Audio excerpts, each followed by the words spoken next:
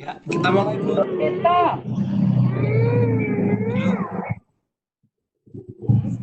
Bisa kita mulai? Monggo, Pak. Ji. Juga. Oke, kita buka ya, Bu Laksmi, Pak Aris. Ya, monggo Pak Gun. Siap. Assalamualaikum warahmatullahi wabarakatuh.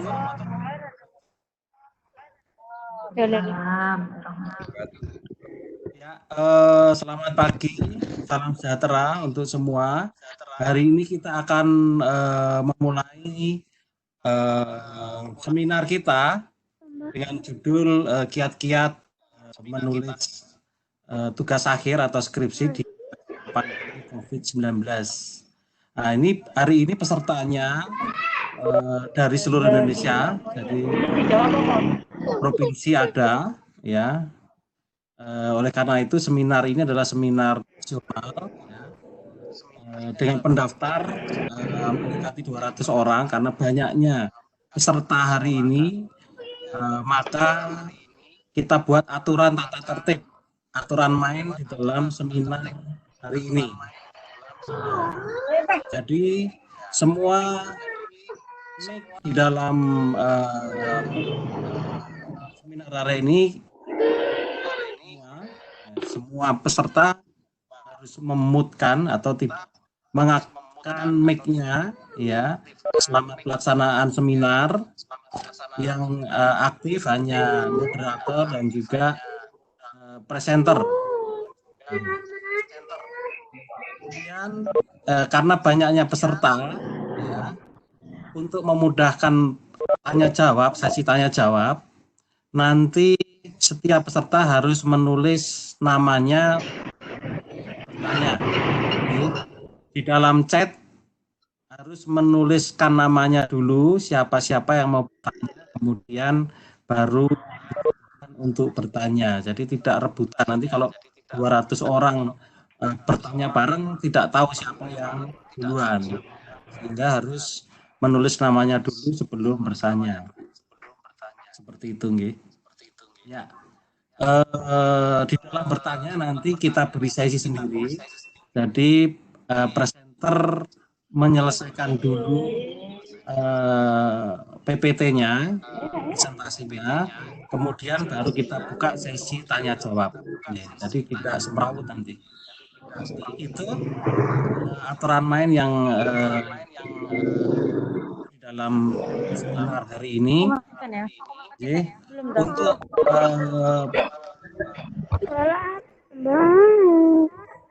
monggo Bu Laksmi untuk bisa mulai, tapi sebelum dimulai akan saya perkenalkan dulu Bu Laksmi.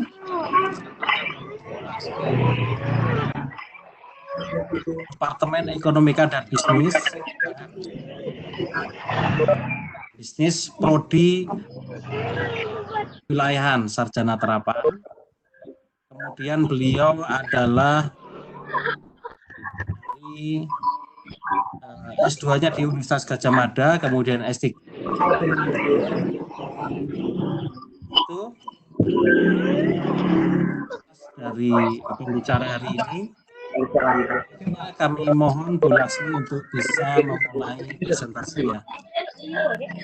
Dia kasih Pak Kun 2-3 tahun itu. 3 tahun. Masih banyak suara-suara. Ya jangan kita ini. Hubungi bisa 1,9 MB-nya. 1-2 tahun dia jual. Pak Aris mungkin bisa di-mute semua, Pak Aris. Tapi kalau orang kan bisa coba. Di-mute semua, Pak Aris. Karena hari-hari kan jual-jual biar cuma maju. Bulan berapa juta? Cuma kalau investasi di Karena kenapa harga saham pasti naik, nggak ada harga saham yang turun sama kita. Kadang. Tapi kalau ini kan bisa jadi rugi, bisa jadi karena orang kan bermain jam, menit jam kan bermain. Bisa jadi apa?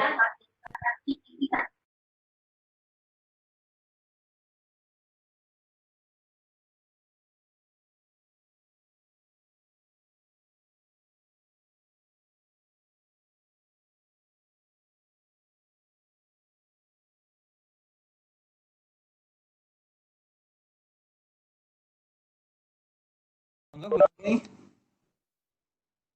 Bisa? Iya, tadi saya di unmute ternyata. Ternyata nggak lihat. Jadi saya unmute sendiri. Jadi, Ya, ya. saya ulangi lagi. Terima kasih Pak Kun. Bismillahirrahmanirrahim. Assalamualaikum warahmatullahi wabarakatuh. Selamat pagi, Mas dan Mbak semua. Mas dan Mbak pejuang skripsi ya. Skripsi atau tugas akhir ini ya. Yang tanpa adanya pandemi ini pun kemarin katanya banyak yang agak bermasalah dalam menyelesaikan, karena merupakan tugas yang memang harus menjadi persyaratan lulus. Nah, oleh karena itu kemarin dari panitia kami diminta untuk bisa memberikan sebetulnya kiat-kiat bagaimana sih menyusun tugas akhir atau skripsi di masa pandemi. Sebetulnya sama aja sih, agak-agak mirip kalau misalnya dia menggunakan data sekunder, tapi nanti kita jelaskan selanjutnya. Mudah-mudahan suara saya jelas ya. Suara saya jelas Pak Moderator, jelas ya. Oke, jelas. Ya, jadi ini kita mulai saja kalau begitu. Dari 72 peserta ini, kemarin saya memang waktu dihubungi, pesertanya sampai yang daftar sekitar 200 ya Pak, 200-an. Yeah. Tapi nanti ada berita bahwa masih ada ujian, kemudian masih ada yang berbarengan dengan tadi, jadi tidak bisa ikut dan sebagainya. Yang monggo tidak tapi juga online. Nah, tapi kalau menurut apa yang disampaikan ke saya itu dari berbagai macam perguruan tinggi. Jadi saya itu kemarin juga agak dalam menyusunnya itu terus terang juga agak kesulitan dalam hal ini bagaimana bisa merangkul semuanya. Karena saya kebetulan dari sosio humaniora, jadi mungkin ini ada juga yang teks, walaupun S1 saya juga dari teks sih sebetulnya. Jadi mudah-mudahan apa yang saya susun ini nanti itu masih bersifat secara umum yang memang bisa digunakan untuk semuanya, tidak hanya dari yang sosio humaniora saja, dan mudah-mudahan memang dapat membantu Mas dan Mbak nantinya untuk bisa menyelesaikan. Apalagi ini sudah mulai akan semester baru ya, jadi biasanya kalau sudah bulan-bulan seperti ini mahasiswa ribut karena kan tidak kepingin bayar UKT lagi biasanya begitu, bayar kalau istilahnya di kami itu UKT, mungkin kalau di universitas lain SPP ya dulu.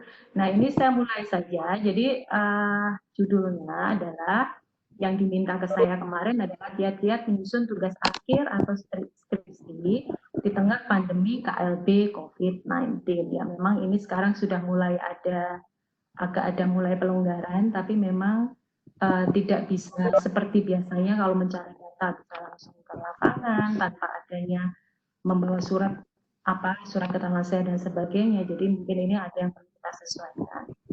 Kemudian isinya nanti outline-nya seperti apa untuk menyusun tugas akhir ini. Outline-nya seperti ini. Jadi kita mulai dulu dari tugas akhir itu apa sih, skripsi itu apa. Karena kalau kita tidak memahami dulu sebetulnya apa sih yang diharapkan dari kita itu disuruh bikin apa, itu kan juga nantinya gamang ya dalam perjalanannya. Jadi memang kita harus memahami dulu tugas akhir itu apa atau skripsi itu apa. Jadi ada perbedaan penyebutan, tapi intinya sebetulnya sama, tugas akhir yang memang harus disusun untuk kita bisa menyelesaikan sebagai persyaratan lulus kuliah.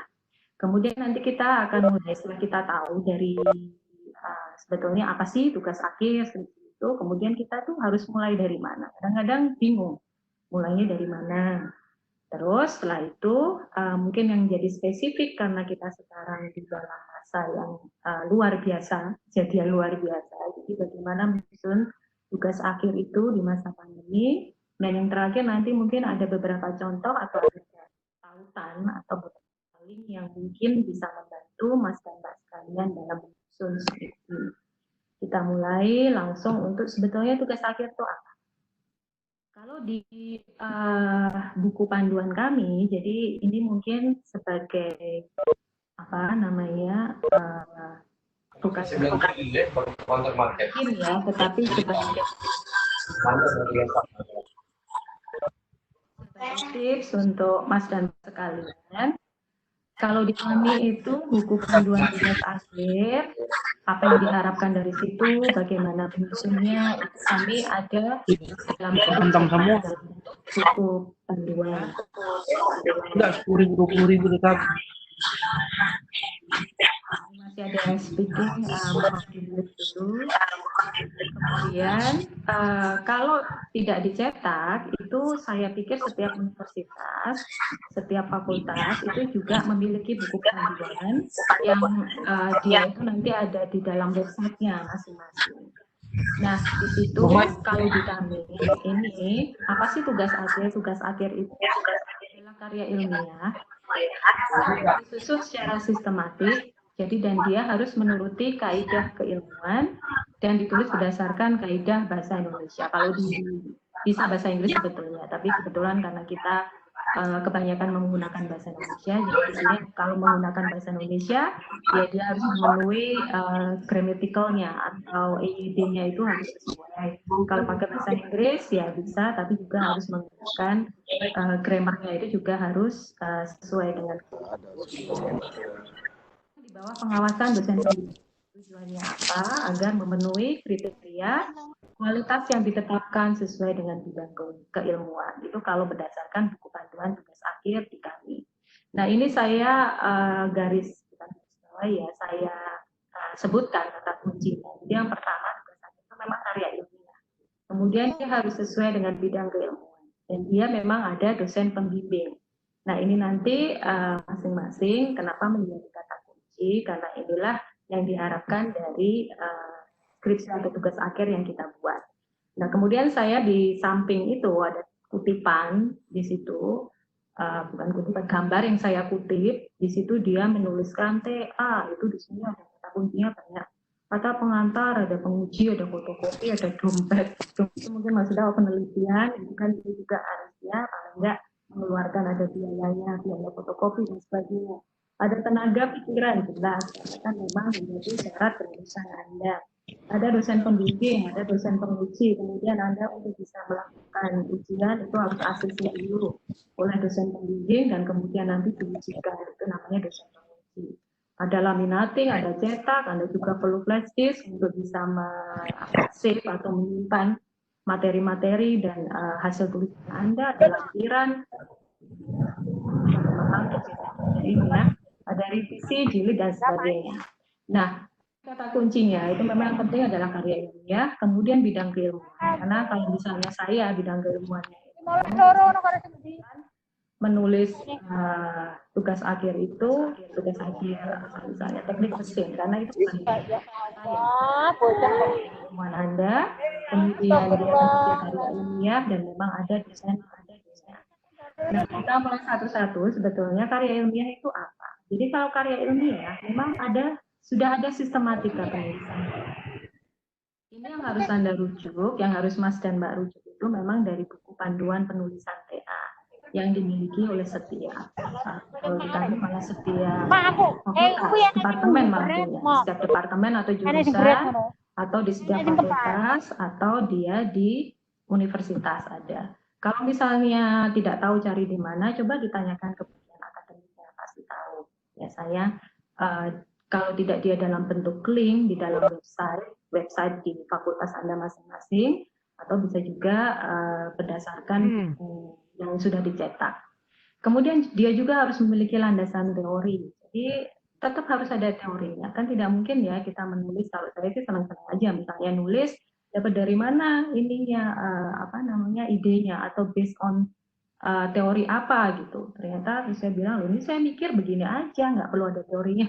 Nah sayangnya kalau karya ilmiah tidak boleh begitu. Tetap aja misalnya bagaimana kondisi UMKM sekarang misalnya. Kemudian ada basic teorinya adalah permintaan, penawaran, misalnya seperti itu. Tetap harus ada basic teorinya untuk karya ilmiah. Dan dia juga harus memenuhi adanya metodologi penelitian. Apakah itu bentuknya kualitatif, yang berarti Anda itu bisa bercerita, Mbak bercerita. Biasanya ini deskriptif, jadi kebanyakan yang seperti ini itu yang entah dari FIB ya, Fakultas Seni Budaya Antropologi, atau kemudian dari sastra dan sebagainya. Kalau ekonomi bisa juga data yang berdasarkan cerita, itu kita namakan nanti kualitatif. Kalau kuantitatif hitungannya dengan kaitannya dengan data-data hitungan biasanya.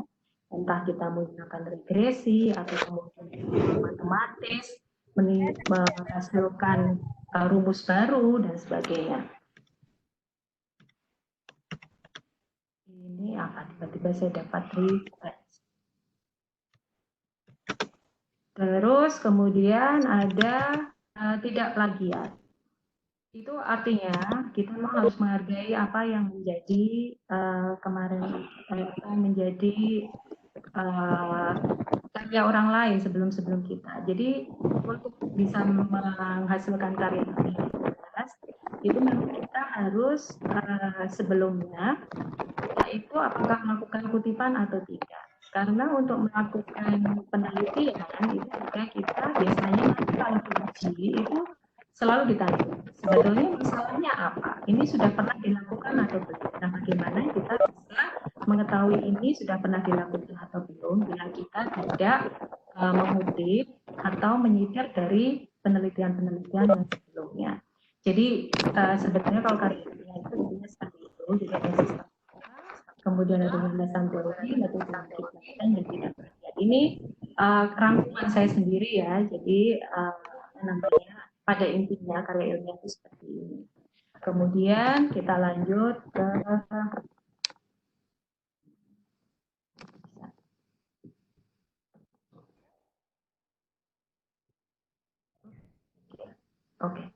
diagram ini mana?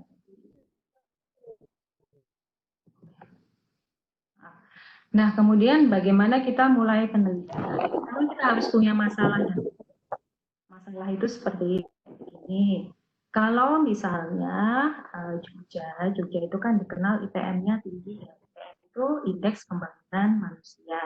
Indeks pembangunan manusia itu jadi bahwa kita itu angka harapan hidupnya tinggi, kemudian lama studi, lama sekolahnya itu juga tinggi, kemudian tingkat pendidikannya itu juga tergolong tinggi bila dibandingkan provinsi lain.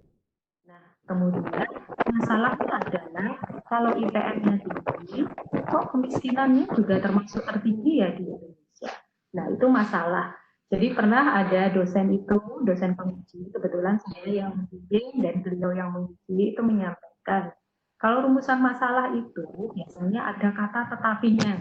Jadi seperti tadi kan, IPM Yogyakarta, DIY, Provinsi DIY tinggi, tetapi kemiskinannya masih tinggi juga. Padahal seharusnya kalau IPM-nya tinggi, logikanya kan banyak yang bekerja dengan baik, kemudian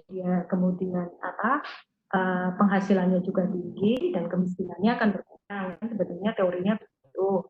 Nah, tapi ini lucu kalau di DIY, jadi IPM tinggi akan tetapi kemiskinannya juga kemiskinannya rendah. Nah, rumusan masalah itu seperti itu. Jadi memang harus dicari dulu, ada nggak sih permasalahannya. Kemudian kalau nggak ada masalah kan, jadi kenapa harus kita teliti? Jadi sebetulnya penelitian itu mulai dari masalah dulu. Jadi kalau misalnya dalam pandemi sekarang ya, masalahnya adalah sebetulnya permintaannya itu banyak. Tapi kami tidak tahu, kata pelaku UKM, kami tidak tahu permintaan itu dari mana saja dan bagaimana kami bisa memenuhi permintaan tersebut. Nah, itu ada akan tetapinya. Nah, kemudian setelah ada rumusan masalah, kita nanti melakukan yang namanya tinjauan pustaka. Masalah tadi, misalnya IPM tadi ya, itu teorinya apa yang mendasari? Mungkin teori kemiskinan atau teori yang terkait dengan pembangunan ekonomi atau pertumbuhan ekonomi. Nah, kemudian juga kalau misalnya itu menjadi masalah, ini sudah pernah diteliti atau belum? Kalau sudah pernah diteliti, kan untuk apa kita teliti lagi? Nah, bagaimana cara kita tahu bahwa ini pernah diteliti atau belum? Nanti kita bisa lihat di penelitian-penelitian sebelumnya. Itu bisa berupa tugas akhir atau skripsi sebelumnya, atau bisa juga lewat artikel-artikel jurnal. Kalau tugas akhir atau penelitian sebelumnya, biasanya kan pada rame-rame ya, kalau mahasiswa tingkat akhir itu kemudian masuk ke perpustakaan di mana fakultas masing-masing atau di universitas masing-masing. Nah, kalau dalam kondisi sekarang, ada beberapa universitas itu yang memang sudah bisa diakses dari luar, perpustakaan webnya bisa diakses dari luar. Jadi mungkin itu bisa dimanfaatkan. Kalau untuk penelitian terdahulu, itu nanti bisa dilihat dari Google Scholar atau bisa lihat dari paling banyak sih yang kita pakai itu adalah Google Scholar. Terus tahunya kalau penelitian yang tadi sudah pernah dilakukan atau belum, ya yang kita cari nanti kata kuncinya ya kata itu. Misalnya tadi ada kata indeks pembangunan manusia, kemudian ada kata pertumbuhan ekonomi. Nah, itu yang kita cari atau kita masukkan, kita type ya, kita ketik di Google Scholar. Kemudian nanti penelitian-penelitian yang terkait dengan kata kunci itu nantilah yang akan muncul. Nah, kemudian kita juga perlu merumuskan hipotesis. Jadi kemudian ada teori. Kita sudah punya kalau ada sih ya, sudah punya apa istilahnya bayangan terlebih dahulu. Jadi kalau menurut bayangan saya seharusnya IPM tinggi itu atau logika saya dan berdasarkan teori itu IPM tinggi ya seharusnya kemiskinan rendah. Jadi kita sudah punya hipotesis. Hipotesis itu artinya kita dugaan sementara yang nantinya akan kita buktikan dengan menggunakan metodologi penelitian atau desain penelitian. Ini nanti apakah hipotesis kita itu terbukti atau tidak, didukung dengan data-data yang akan kita kumpulkan. Nah, nanti di desain penelitian kita akan menjawab hipotesis atau rumusan masalah itu tadi dengan cara yang seperti apa. Apakah Anda misalnya ingin menggunakan kualitatif saja bisa kok, Bu, gitu. Jadi misalnya dengan mewawancarai dan oleh pelaku-pelaku kebijakan pemerintah misalnya seperti itu. Kemudian kita hasil wawancara itu kemudian kita tuangkan, itu bisa. Atau misalnya kalau Anda kepingin supaya terlihat, wah biasanya kita intimidated ya, kalau terintimidasi kalau sudah ada angka-angka gitu kan. Jadi bisa dengan kuantitatif, misalnya dengan regresi, atau misalnya dengan perhitungan yang lain, tidak hanya regresi, perhitungan matematis itu pun saya pernah kok juga membuat karya ilmiah dengan perhitungan matematis, jadi nggak ada regresinya tapi hanya hitungan matematis, itu juga bisa.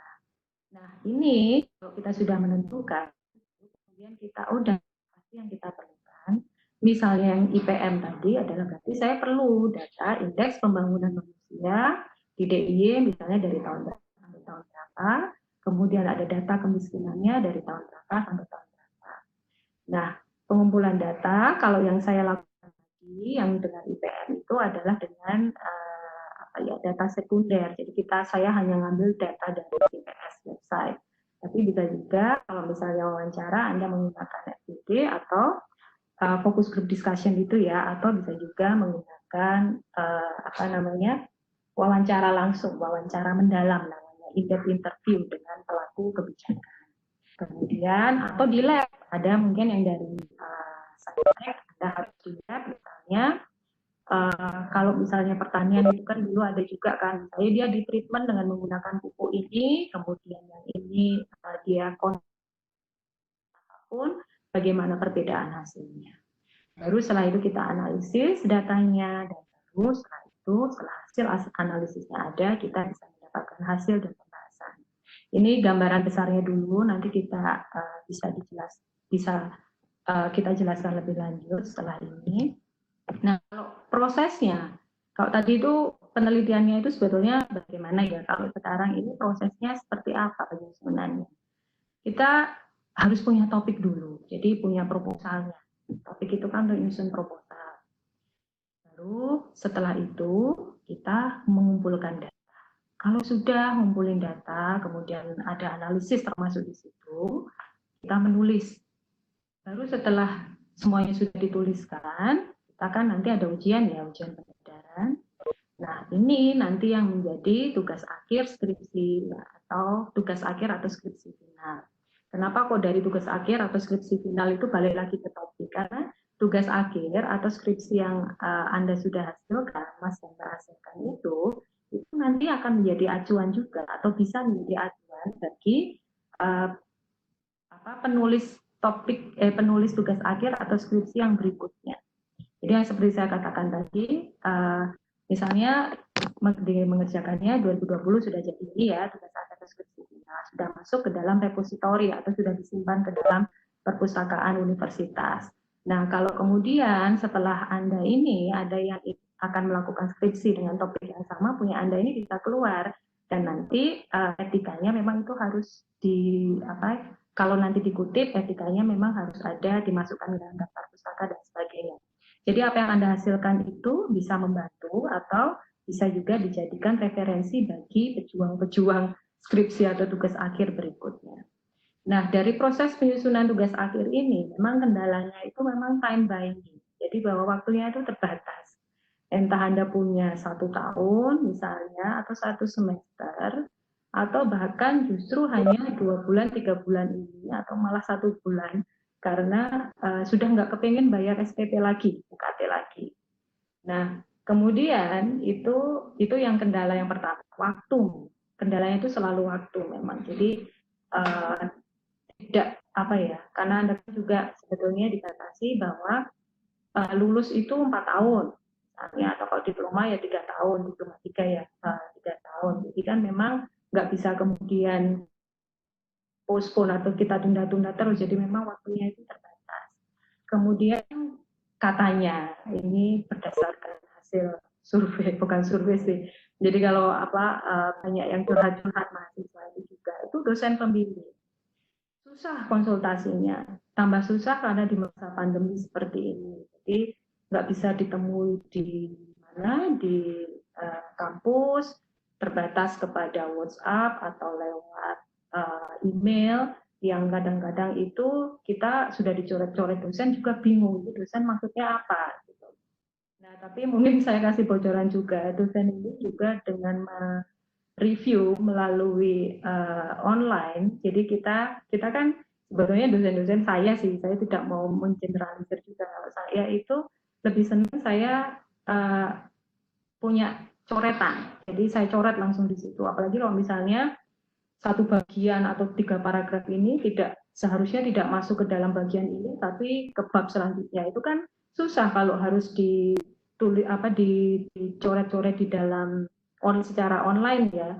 Jadi kan enaknya itu kalau sudah pakai bolpen, terus habis itu ini pindah ke bagian mana. Nah, itu juga kesulitan dari kami. Nah, mungkin juga kesulitan bagi Mas dan Mbak, terutama bila dosen pembimbingnya tidak hanya 1 itu, ini sudah dikejar waktu, tapi kok susah untuk menemui dosen pembimbing. Nah, nanti kita bahas lebih lanjut, tapi ini saya baru memaparkan dulu sebenarnya kendala yang ada dalam proses penyusunan tugas akhir itu. Yang pertama yaitu tadi time binding, kemudian ada dosen pembimbing terkait dengan konsultasi. Nah, sekarang yang ketiga yang jelas itu variabel eksternal. Variabel eksternal itu ya sekarang ada pembatasan aktivitas. Susah mau ngapa-ngapain, mau ke lab aja susah, nggak boleh karena kan nanti takut ada menulari atau takut tertular dan sebagainya. Atau juga misalnya ada masalah-masalah pribadi yang mungkin ya namanya masalah pribadi ya, masalah keluarga, kemudian terkait dengan keuangan dan sebagainya. Nah, ini kendala-kendala dalam proses penyusunan tugas akhir. Kemudian setelah itu, kalau begitu sudah tahu apa itu tugas akhir, apa itu skripsi, kemudian kendalanya itu kalau kita rangkum itu ada 3 tersebut. Nah, sekarang Anda yang sudah terjebak dalam situasi sekarang, ya, artinya memang mau nggak mau harus selesai. Itu mulainya dari mana? Anda mungkin sekarang sudah ada yang sudah di tengah-tengah misalnya, terus stop, berhenti. Atau mungkin malah ada yang merasa bahwa saya itu sebetulnya sudah harus mulai, tapi bingung mulainya dari mana. Terus saya itu harus gimana? Nah, kita coba mulai dulu ya, cari topik dari yang paling awal aja cari topik. Kita tuh harus mulai dari mana? Nah, yang pertama itu mungkin minat Anda dulu. Senangnya nulis apa sih? Ada saya beberapa kali ditemui mahasiswa juga yang justru menanyakan tentang topik kepada saya. sebagai dosen pembimbing. Bu, saya sebaiknya nulis apa? Saya terus terang nggak bisa menjawab kalau seperti itu. Dan mungkin dosen-dosen pembimbing yang lain pun juga begitu.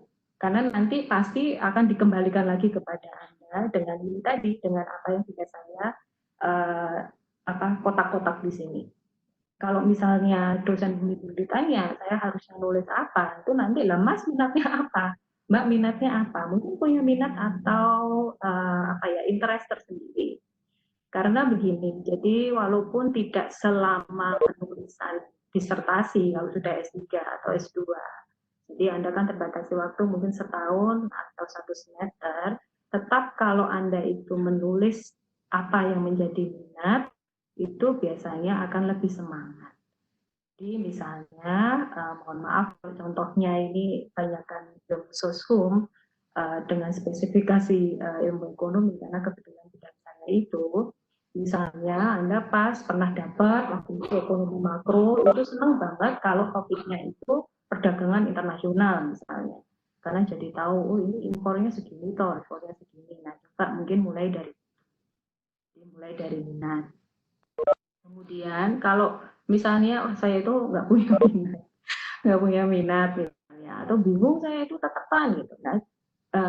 Tugas akhir itu juga dilakukan. Itu kan setelah Anda melakukan magang ya, atau apa misalnya kerja praktek atau misalnya kerja lapangan. Nah, mungkin di situ menemukan hal yang menarik. Misalnya waktu ada yang dari Fakultas Pertanian, misalnya dulu magangnya itu di pabrik pengolahan teh misalnya. Terus kemudian, oh teh ini ternyata kalau misalnya dipupuk dengan pupuk yang ini, bagian sebelah sini, ternyata hasilnya lebih bagus, nanti tehnya lebih enak. Misalnya. Nah mungkin dari situ juga bisa jadi lanjutan magang atau masalah yang ditemui saat magang. Atau misalnya Anda menemukan pada saat magang di satu perusahaan besar, misalnya BUMN, misalnya BUMN atau BUMD begitu, kemudian di situ menemui masalah, ternyata menemukan masalah, dia ternyata produknya bagus, tetapi pemasarannya masih kurang. Nah, mungkin saya kepengen tahu, nanti produk-produk apa sih sebetulnya yang disukai oleh konsumen, kalau misalnya BUMD itu di bidang otomotif misalnya, jadi kepengennya konsumen itu seperti apa produk-produk otomotifnya, misalnya itu. Kemudian ada juga seperti yang tadi saya sampaikan, bisa juga browsing artikel jurnal. Kadang kita kalau ngeblank gitu, nggak ngerti apa gitu, idle gitu ya, bukan idle ya, kita ngeklik aja, apalagi sekarang kan Mas dan Mbak kan pegangannya laptop atau HP gitu. Jadi masuk Google Scholar, terus habis itu coba lihat jurnal. Saya kebetulan bidang saya di teknik mesin gitu, saya ini aja deh coba ngetik mesin gitu di Google Scholar, terus keluarnya itu artikel jurnal ada apa aja sih gitu. Mungkin dari situ ada yang bisa menjadi inspirasi, jadi bisa browsing artikel jurnal. Kemudian bisa juga lihat judul-judul TA sebelumnya, yang juga sudah saya sampaikan tadi. Masuk ke perpus atau kalau misalnya nggak boleh masuk ke perpus sekarang, akses perpustakaan universitas Anda yang bisa diakses secara online. Kemudian lihat judul-judul TA. Walah, itu kadang-kadang tuh, terus kalau sudah baca-baca begitu, kadang-kadang kita juga begini doang toh. Enggak juga sih, maksudnya kadang-kadang kita itu sudah mikirnya sangat complicated, tapi ternyata, sesimpel ini pun bisa dilakukan, bisa juga menjadi judul TA. Jadi itu akan membuka pikiran kita bahwa sebetulnya tugas akhir itu tidak harus masterpiece gitu, jadi tidak harus menjadi yang sangat sempurna, tetapi bahwa kadang-kadang penelitian kita anggap sangat sepele itu pun kalau dia dilakukan dengan benar, memenuhi kaidah-kaidah dan memang belum pernah dilakukan sebelumnya, itu juga bisa menjadi tugas akhir atau skripsi. Nah, atau current issues. Current issues itu isu-isu apa yang sekarang ada? Misalnya, jadi kan sering banyak situs-situs berita online. Jadi apa sih isu sekarang yang terkini? Kalau jelas sekarang isu terkini itu adalah pandemi ini ya. Jadi apa yang bisa saya lakukan? Oh, ternyata kaitannya dengan pemasaran UMKM misalnya. Atau oh ternyata ventilator itu yang bagus itu kalau ternyata dibikinnya itu seperti ini, bisa dibuat seperti ini dan sebagainya. Itu bisa juga current issue. Nah, ini semua nanti akan jadi topik yang nanti bisa Anda pakai, dan ini nantinya itu mungkin bisa menginspirasi Anda. Oh, saya mau menulis seperti ini. Nah, seperti yang saya sampaikan tadi, kadang-kadang yang kita pikir itu tuh harus sangat luar biasa penelitian, itu simple bisa, selama dia itu memang memenuhi kaidah-kaidah karya ilmiah itu tadi yang saya sampaikan. Kemudian seterusnya, nah ini sekarang kita juga harus being strategic. Being strategic, jadi artinya apa? Jadi mikirnya agak strategis gitu. Apalagi kondisi sekarang. Kondisi sekarang jadi memang agak terbatas. Jadi yang tadinya mungkin ke lab, kemudian FGD itu bisa dilakukan dengan mudah. Sekarang kan susah, harus ada surat izinnya, harus memenuhi protokoler kesehatan seperti ini dan sebagainya. Artinya being strategik itu berarti Anda itu sekarang seperti yang saya sampaikan tadi kan punya keterbatasan waktu dan keterbatasan data. Being strategik itu artinya kalau mungkin bisa kita sinonimnya itu adalah realistis aja deh. Jadi biasanya sindrom-sindrom mahasiswa yang kadangkala itu nggak selesai-selesai, kadangkala ya, itu alasannya adalah bahwa dia itu terlalu perfeksionis. Jadi saya itu kepengennya ini itu nanti bisa masuk jurnal kalau saya sudah selesai itu Q1, jadi Scopus dan sebagainya. Kan sekarang juga ada lulusan atau apa ya, syarat lulus juga saya juga kurang tahu sih, mungkin ada juga syarat lulus bahwa dia itu untuk S1 pun dia tetap harus menerbitkan jurnal. Dan saya ini sangat sempurna, jadi bahwa ini nanti bisa menjadi rujukan atau acuan semuanya. Kalau saya sih itu bagus gitu, bagus memang, tapi jangan sampai ini menghambat Anda untuk realistis bahwa Anda itu waktunya terbatas. Sekarang tinggal tujuannya apa sih sebetulnya? Tujuannya apakah Anda ingin lulus tepat waktu, tidak kepengen bayar SPP atau UKT lagi, atau Anda ingin menghasilkan masterpiece, tapi ini Anda harus menambah misalnya waktu penelitian Anda selama 1 semester lagi, yang kata lain bayar lagi gitu. Nah sekarang tapi being strategik ini juga sebetulnya tergantung dari tujuan Anda.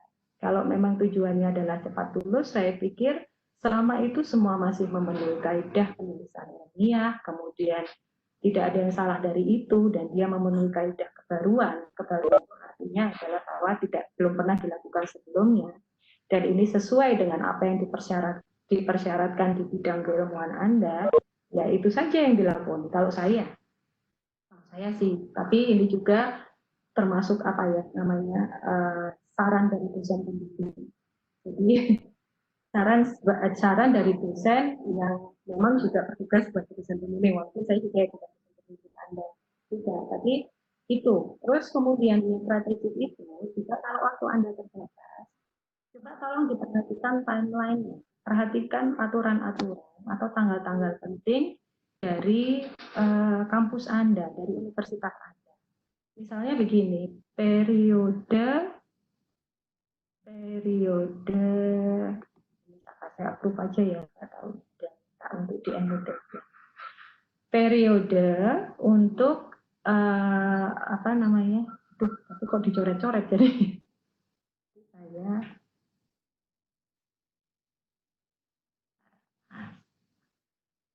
Nah, misalnya periode submit dari yudisium itu kapan?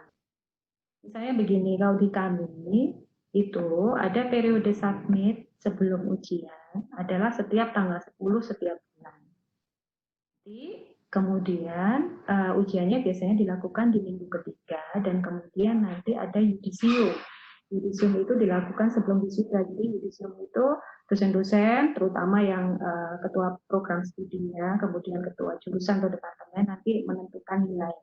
Nah ini tolong digunakan sebagai panduan. Anda harus bisa menandai tanggal-tanggal tersebut karena kalau Anda miss misalnya kepengennya wisudanya Agustus, Kalau wisudanya Agustus, berarti itu kan nanti yudisium atau penentuan nilai terakhir itu kan berarti di bulan Juli.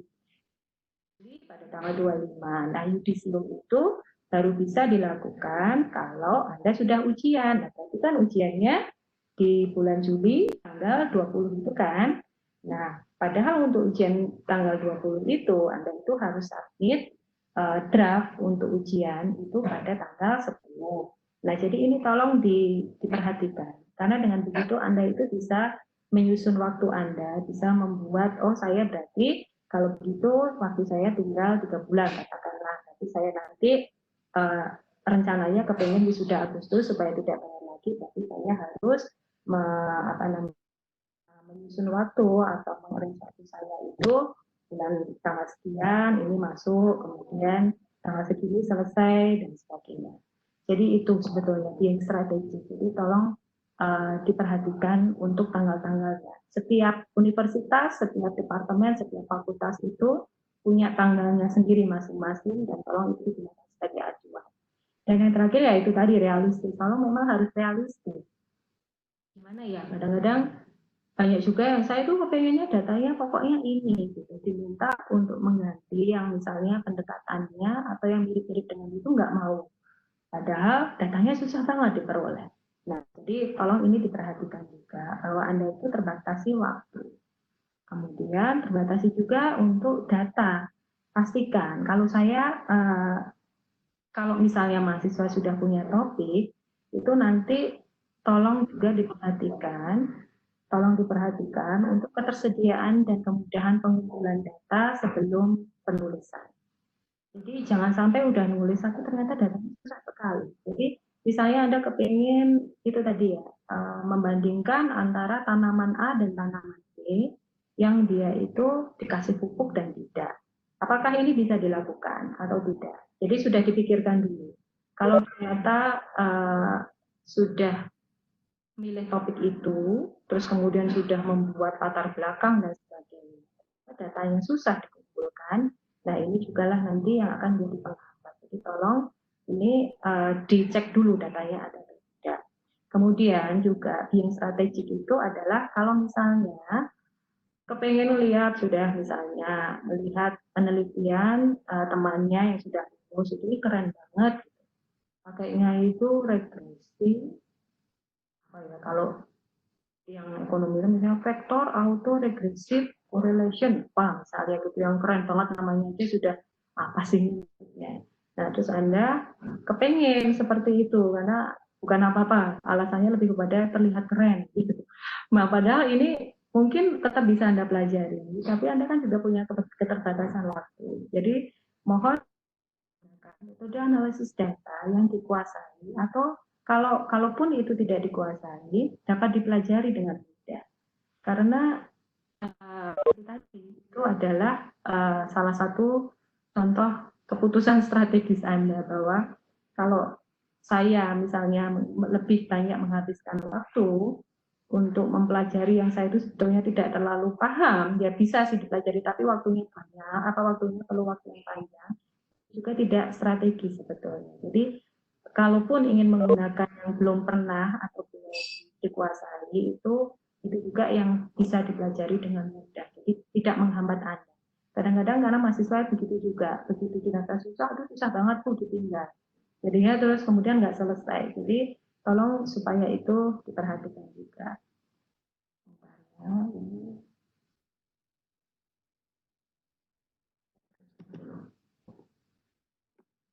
Ini ada yang mau coret-coret tadi.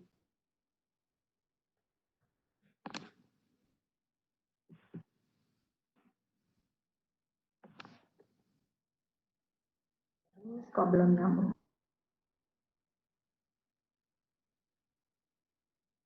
Belum nyambung.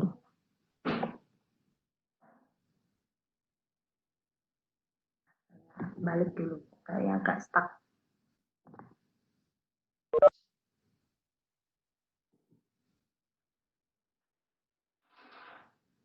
Bentar ya, saya stop dulu sharingnya, kayak agak stuck. Lagi nanti. Oke. sambil setelah di strategik itu, bagaimana kita nanti menyusun TA di masa pandemi ini. Waktu saya 15 menit, mudah-mudahan nanti bisa share. Belum keluar ya ini.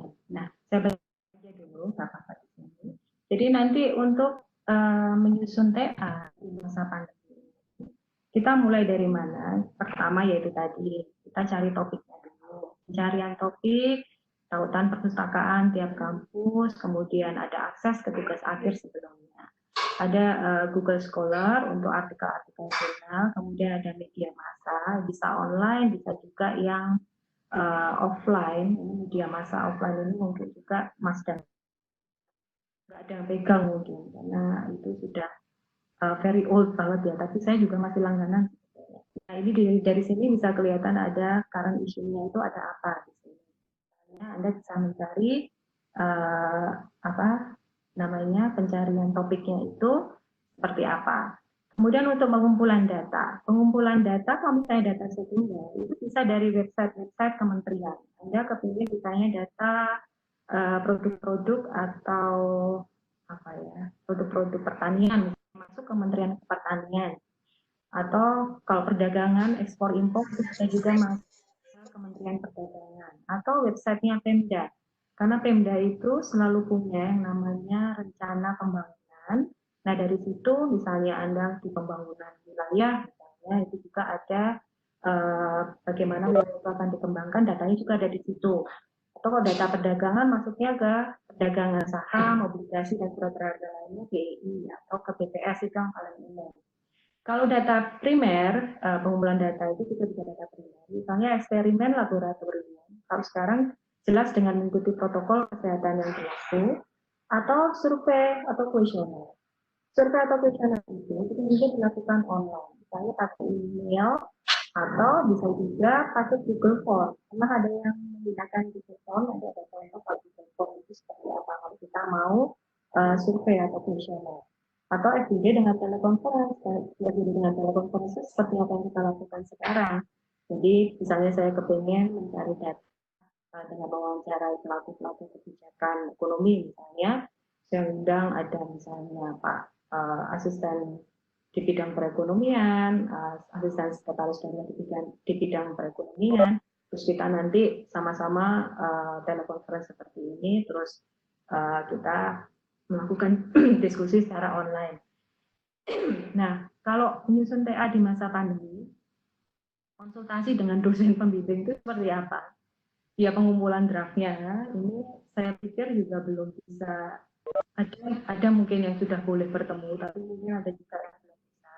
Pengumpulan draftnya itu bisa melalui email, atau sekarang pakainya WhatsApp. Saya terus terang kalau sebagai dosen pembimbing juga, tidak terlalu menganjurkan dengan WhatsApp itu karena seringkali hilang gitu.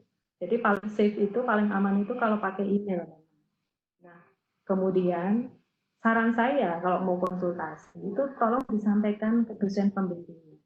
Pak, Bu, saya itu kepengen lulus misalnya Agustus ini. Tolong saya dibantu. Nah, dengan begitu dosen itu nanti akan bisa memperkirakan waktunya. Karena kalau tidak begitu, jadi bukannya kami membela diri ya, tapi dosen itu juga tugasnya banyak, Mas dan Mbak. Untuk sebagai dosen pembimbing pun tidak hanya 1 atau 2 orang, biasanya banyak orang. Kami juga kebetulan ini di masa masa ada koreksi, kemudian ada juga nanti kami harus mempersiapkan untuk kuliah di semester berikutnya dan sebagainya. Jadi tolong beritahu kami bagaimana kami bisa membantu Anda. Bisa membantu Anda itu adalah dengan cara bahwa Anda harus tahu sendiri juga bahwa saya itu kepengennya lulus kapan, atau saya sekarang di tahap ini. Mohon saya dibantu Bu atau Pak supaya saya bisa tidak membayar lagi misalnya. Jadi kalau kami tidak diperingatkan atau kami tidak mendapat informasi itu, kami terus terang juga tidak hafal karena yang mahasiswa ini mungkin sudah semester berapa atau mahasiswa ini sekarang di tahap mana gitu, supaya dia bisa segera lulus. Jadi tolong disampaikan itu kepada dosen ya. Dan juga memang ini online, artinya kadang-kadang kita tuh bahwa kalau online itu artinya kami itu ready all the time. mohon maaf juga, jadi walaupun online, tapi juga kan ada aturan apa ya kerja gitu. Jadi bahwa lebih baik kalau tidak weekend misalnya, atau misalnya disampaikan Pak, Bu, ini saya sudah email, mohon ya Bu untuk bisa dikoreksi supaya kami apa namanya bisa segera move on, bisa segera melanjutkan. Karena kadang-kadang juga ada dosen itu yang tidak ngecek emailnya. Jadi mohon untuk bisa komunikasinya itu yang jelas gitu. Jangan terus kemudian sudah dikirim lewat email juga ya kadang-kadang kami tahu gitu. Tapi karena kami oh ini masih lama jadi masih bisa nanti saya koreksinya gitu. Tapi padahal Anda ternyata ngejar untuk wisuda Agustus misalnya. Jadi kemudian marah-marah sendiri, gimana sih dosennya lama banget, mohon maaf karena kadang-kadang kami juga karena tidak tahu. Jadi mohon juga supaya terbuka kepada kami. Kemudian apalagi ya waktu. Nah ini timelinenya, mohon ya. Jadi nggak perlu detail. Misalnya saya hari ini mau ngerjain ini enggak, gitu. Tapi itu tadi kok mohon tanggal-tanggal pentingnya itu di apa dicatat gitu. Jadi supaya Anda sendiri bisa memperkirakan. Gitu. Kalau ini termasuk manajemen diri Anda sendiri loh, manajemen waktu Anda sendiri. Jadi kalau tujuannya kepengen lulus, bagaimana saya bisa mencapai itu dalam waktu yang saya punya sekarang.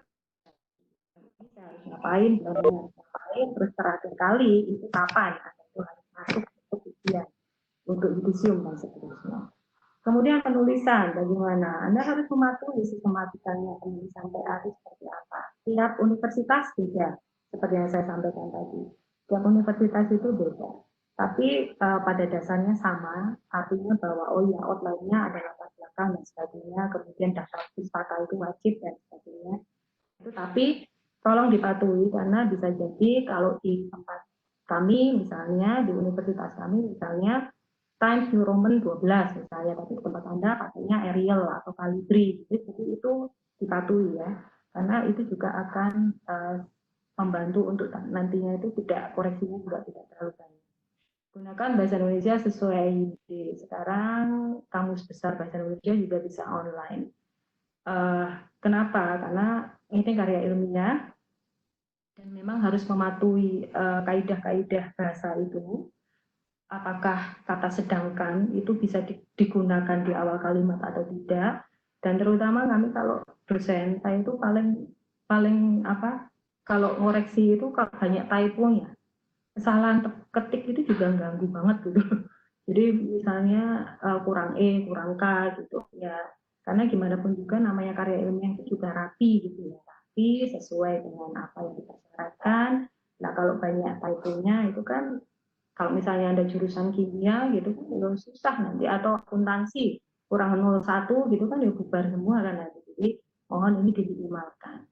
Kemudian kalau kita memang masih menggunakan Word sebagian besar, walaupun ada juga pakai yang apa ya, yang pakai Office apa, LibreOffice atau apa gitu.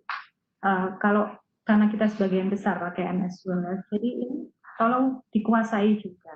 Jadi bagaimana buat daftar pustaka, bagaimana penomoran halaman. Kadang-kadang ada toh yang dari apa portrait ke landscape itu kemudian halamannya hilang, kemudian bagaimana supaya Anda bisa membuat daftar isi, daftar tabel dan daftar gambar itu nggak perlu manual satu-satu, tetapi nanti bisa langsung otomatis. Kemudian kalau tidak tingkat lebih lanjut lagi, daftar pustaka itu sebetulnya saya sarankan kalau pakai manajemen apa ya, perangkat lunak itu loh, manajemen software yang memang dia bisa mengatur daftar pustaka itu secara otomatis. Karena ini nanti akan mengurangi kebanyakan itu begini. Jadi ada di dalam tugas akhirnya. Jadi Anda mengutip katakanlah misalnya siapa nama saya ya, Devi 2020. Nah di daftar pustakanya lupa ketinggalan.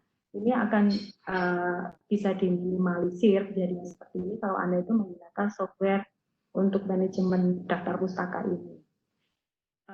Parafrasa, jadi untuk beberapa universitas, di universitas kami itu sudah kalau sebelum ujian atau nanti syarat lulus itu adalah kesamaannya itu maksimal cek plagiasi itu. Cek plagiasi itu nanti dia harus berapa persen maksimalnya. Nah ini akan bisa diminimalkan kalau Mas dan Mbak itu dari awalnya sewaktu menyusun tugas akhir itu diparafrasa, artinya gunakan kalimat Anda sendiri. Pokok-pokoknya ada di situ, misalnya ngutip dari Devi itu tadi 2020, tetapi kemudian Anda tuliskan sesuai dengan kalimat Anda sendiri, itu namanya parafrasa dengan kata-kata Anda sendiri. Ini nanti akan sangat mempermudah kalau Anda harus cek plagiasi, jadi tidak mirip persis, walaupun Anda mencantumkan nama di mana Anda mengutip, tetapi sudah diparafrasa itu nanti kemungkinan untuk samanya itu akan lebih kecil, jadi lolos gampang gitu, lolosnya untuk bisa melanjutkan atau sebagai syarat kelulusan ataupun syarat ujian. Itu kemudian kalau ini adaptasi desain penelitian, misalnya Anda sekarang data sekunder saya pikir nggak masalah ya, data sekunder Anda tinggal melanjutkan aja sekarang apa yang sekarang Anda tidak lakukan.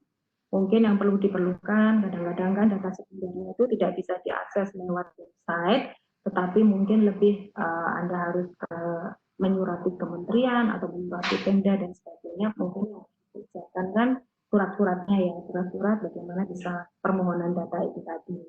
Nah kalau misalnya Anda menggunakan data primer, Anda harus ke lab. Ini mungkin bisa sebagai panduan aja, walaupun basic-basicnya itu adalah nanti tetap aja Anda harus disesuaikan. Kalau misalnya data primernya harus di lab, nah diizinkan kampus atau enggak ke lab? Kalau misalnya itu diizinkan, asal ada protokol kesehatan yang dipenuhi atau misalnya dengan keterbatasan boleh, tapi waktunya cuma jam segini sampai jam segini. Gitu. Misalkan memang itu masih diizinkan dan Anda menganggap bahwa oh ya saya masih bisa ngejar dengan apa yang menjadi keterbatasan itu, tetapi saya masih bisa melakukan itu di sisa waktu saya ini, ya monggo dilanjutkan. Tapi kalau enggak, memang harus ada penyesuaian di data Anda pindah ke data sekunder mungkin. Survei itu juga bisa nggak dilakukan online. Tadi saya sudah sampaikan survei itu sebetulnya bisa dilakukan dengan Google Form atau survei monkey misalnya. Kalau itu bisa ya dilanjutkan aja. Kalau enggak mungkin Anda harus beralih ke data sekunder. Sama seperti wawancara atau FGD, bisa online atau tidak. Kalau enggak ya mungkin Anda harus mempertimbangkan ke data sekunder. Memang kita perlu adaptasi yang artinya memang harus direview ulang lagi. Kalau Anda sudah sampai kepada tahap sudah menemukan topik, kemudian di desain penelitian itu Anda kemudian mungkin harus mulai berpikir, bisa nggak sih saya lakukan online? Kalau misalnya kalau tidak online, tetapi saya harus perlu ke lab atau misalnya harus wawancara, ini bisa nggak kalau saya dengan protokoler tertentu dan juga dengan keterbatasan waktu yang saya punya, bisa nggak saya lanjutkan? Kalau bisa ya monggo. Kalau enggak, mungkin Anda harus mulai berpikir kita mengubahnya ke data sekunder. Bagaimana cara mengubah desain penelitian itu? Ya berarti Anda harus browsing lagi, balik lagi ke topik yang Anda punya, kemudian baca-baca artikel jurnal yang terkait dengan itu, ataupun tugas akhir yang pernah ada terkait dengan topik Anda. Ada nggak metode lain selain ke lab misalnya? Kalau ada dan itu bisa data sekunder atau bisa dilakukan secara online, ya monggo diteruskan. Kemudian mulai menulis. Nah, caranya mulai menulis itu gimana? Jadi bikin outline dulu. Outline dulu ya, outline dulu itu artinya sebetulnya ini sudah ada di buku panduan. Di buku panduan tugas akhir Anda masing-masing. Jadi di situ ada bab 1 isinya apa, bab 2 isinya apa, kemudian bab 3 isinya apa. Nah, bab 1 kan pendahuluan, biasanya di situ subbab-subbabnya apa saja. Itu sudah ada sebenarnya di buku panduan. Mungkin Anda perlu beberapa penyesuaian, tapi paling gampang itu pertama memang bikin outline. Baru setelah itu di-set dokumennya itu sesuai format. Ini juga harus mengacu kepada panduan tugas akhir Anda. Marginnya mintanya berapa, jenis besar fontnya itu gimana, penomoran halamannya itu di mana. Jadi paling enggak itu sudah mulai, kalau memang belum bisa nulis itu sudah punya merasa sudah bekerja artinya maksudnya sudah mulai punya semacam draft begitu. At least saya sudah punya marginnya seperti apa, jenis besar font seperti apa, dan kemudian penomoran halaman. Terus mulainya dari yang mudah. Ya gimana ya? di buku panduan Anda kan ada yang perlu itu apa aja. Bikin dulu aja halaman judul, kemudian halaman pengesahan, kemudian di situ ada apa aja. Dibikin judul-judulnya gitu, sari, kemudian abstrak, kemudian daftar isi, daftar tabel, kemudian dan sebagainya. Kadang-kadang, tapi ini pengalaman saya sendiri, jadi setiap orang tidak bekerja sesuai dengan cara saya. Kadang-kadang kalau sudah itu semua di-set, terus kita lihat itu nanti kita gemes sendiri. Kok masih kosong ya? Kepengennya ngisi gitu. Tapi memang harus ada, Anda tuh harus mulai gitu ya. Mulainya dari mana? Bikin yang paling mudah dulu seperti itu. Baru nanti ada bab 1 kan, bab 2, bab 3 gitu. Nah, bab 1 udah ada juga di situ Anda mulai bikin subjudul landasan teori misalnya. Kemudian penelitian sebelumnya. Nah, itu baru diisi mulai dikit-dikit. Nah, kalau sudah nanti baru kita membuat daftar isinya, daftar tabel, daftar gambar, daftar pustaka dan lampiran.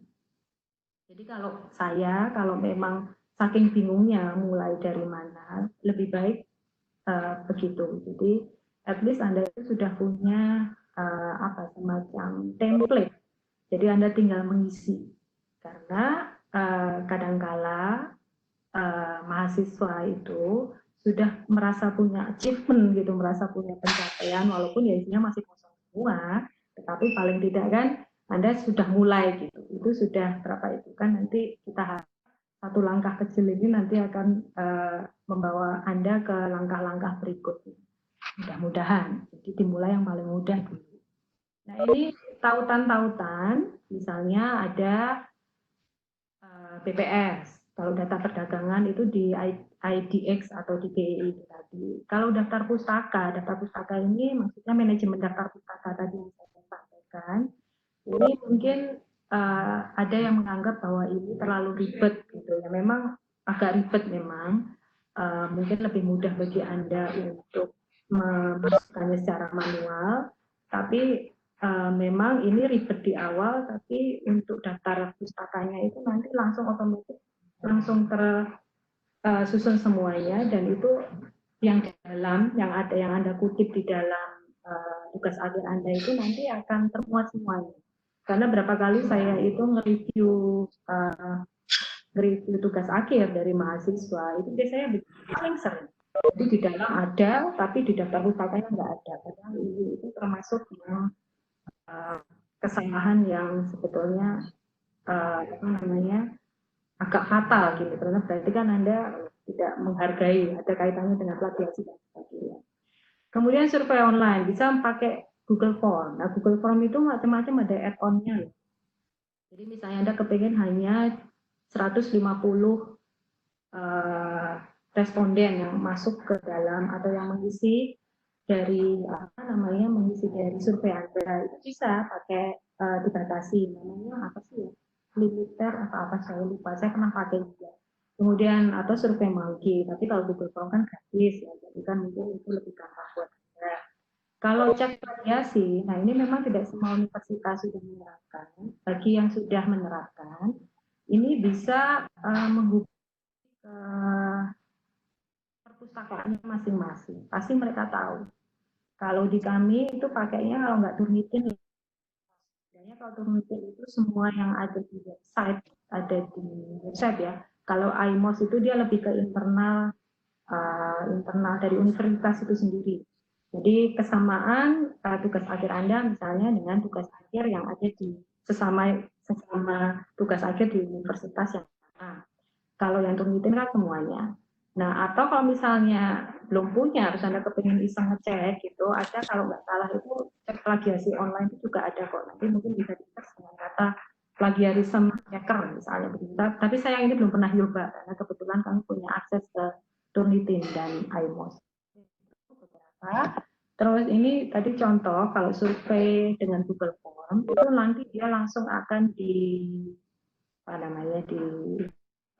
direkap oleh Google Form-nya itu juga seperti ini. Kalau ini kemarin saya kebetulan bikin untuk bagaimana survei pembelajaran online, kebetulan respondennya ada 42, nanti dia akan rekap langsung di Google Drive kita. Jadi kalau misalnya Anda saya itu kepengen data primer, kepengen melakukan survei, tapi kondisi seperti sekarang bagaimana? Itu bisa menggunakan Google Form, itu banyak. Dan ini tidak hanya pertanyaan ya atau tidak ini juga, tapi bisa kalau misalnya ada skala libur dan sebagainya itu bisa pakai Google Form. Nah, itu contoh timeline penyusunan proposal. Misalnya kepengen sudah November 2020. Yudisiumnya kan tanggal 25 Oktober. Nah, ujian pendaftarannya kan tanggal, biasanya sih tanggal 20-an. Jadi 20 Oktober gitu. Kemudian pendaftarannya tanggal 10. Nah, padahal Anda waktunya mulainya itu baru sekarang. Jadi ini kira-kira kamu menyusun timeline kayak apa? Mungkin nggak perlu sedetail ini. Tapi pada Anda itu punya patokan, panduan bahwa oh kalau saya kepingin sudah November, saya itu bisa mulai dari Oktober begini, September begini, Agustus begini, Juli begini, Juli begini. Dan itu masing-masing mahasiswa memang nggak sama, tergantung tujuan masing-masing mahasiswa, tergantung metodenya seperti apa, nanti monggo bisa disesuaikan sendiri. Tapi paling tidak Anda punya gambaran besar, dan inilah yang bisa disampaikan ke dosen pembimbing. Bu, saya itu pokoknya nggak kepingin bayar lagi. Pokoknya intinya begitu. Jadi bu, saya itu tolong dibantu. Bantunya gimana? Gitu kan, mungkin bisa ini loh, saya sudah punya timeline. Tolong nanti saya jadi ya apa namanya dibantu. Tapi tetap saja yang diusahakan ada ya, bukan dosen pembimbingnya loh. Bukan tanggung jawab dosen pembimbingnya untuk oyak-oyak. Anda justru yang harus mengingatkan dosen pembimbing. Bu, saya ini ya Bu, Juli sudah bab 3, jadi ini, jadi bukan kami, Mas ini sudah Juli loh, kok belum ada apa-apa. Ya itu kalau dosen pembimbingnya baik begitu, tapi kami kan kadang-kadang juga bisa karena sakit banyaknya juga yang harus dilakukan. Paling tidak Anda punya panduan lah, panduan secara kasar, tujuan Anda itu apa, dan bagaimana cara mencapai itu. Jadi ini yang kemudian Anda bisa sampaikan ke dosen pembimbing, supaya kami juga bisa membantu Anda. Karena kan tadi kata kunci di mana? Di tugas akhir kan itu. Jadi harus sesuai bidang keilmuan Anda, ini adalah karya ilmiah, dan ada dosen pembimbingnya. Itu, kalau ini contoh outline-nya, biasanya bab 1 itu pendahuluan, latar belakangnya ada apa, rumusan masalah Anda apa, terus tujuannya itu mau ngapain. Terus habis itu, kalau sudah punya masalah, tujuannya misalnya adalah meneliti hubungan antara penurunan omset UMKM dengan kondisi pandemik misalnya begitu. Nah teorinya mungkin apa? Terus ini tuh pernah nggak dilakukan sebelumnya? Mungkin kalau ini baru belum pernah dilakukan sebelumnya, tapi mungkin ada kasus-kasus yang sama. Nah inilah yang namanya keaslian penelitian. Jadi Anda itu tidak melakukan apa yang sudah pernah dilakukan.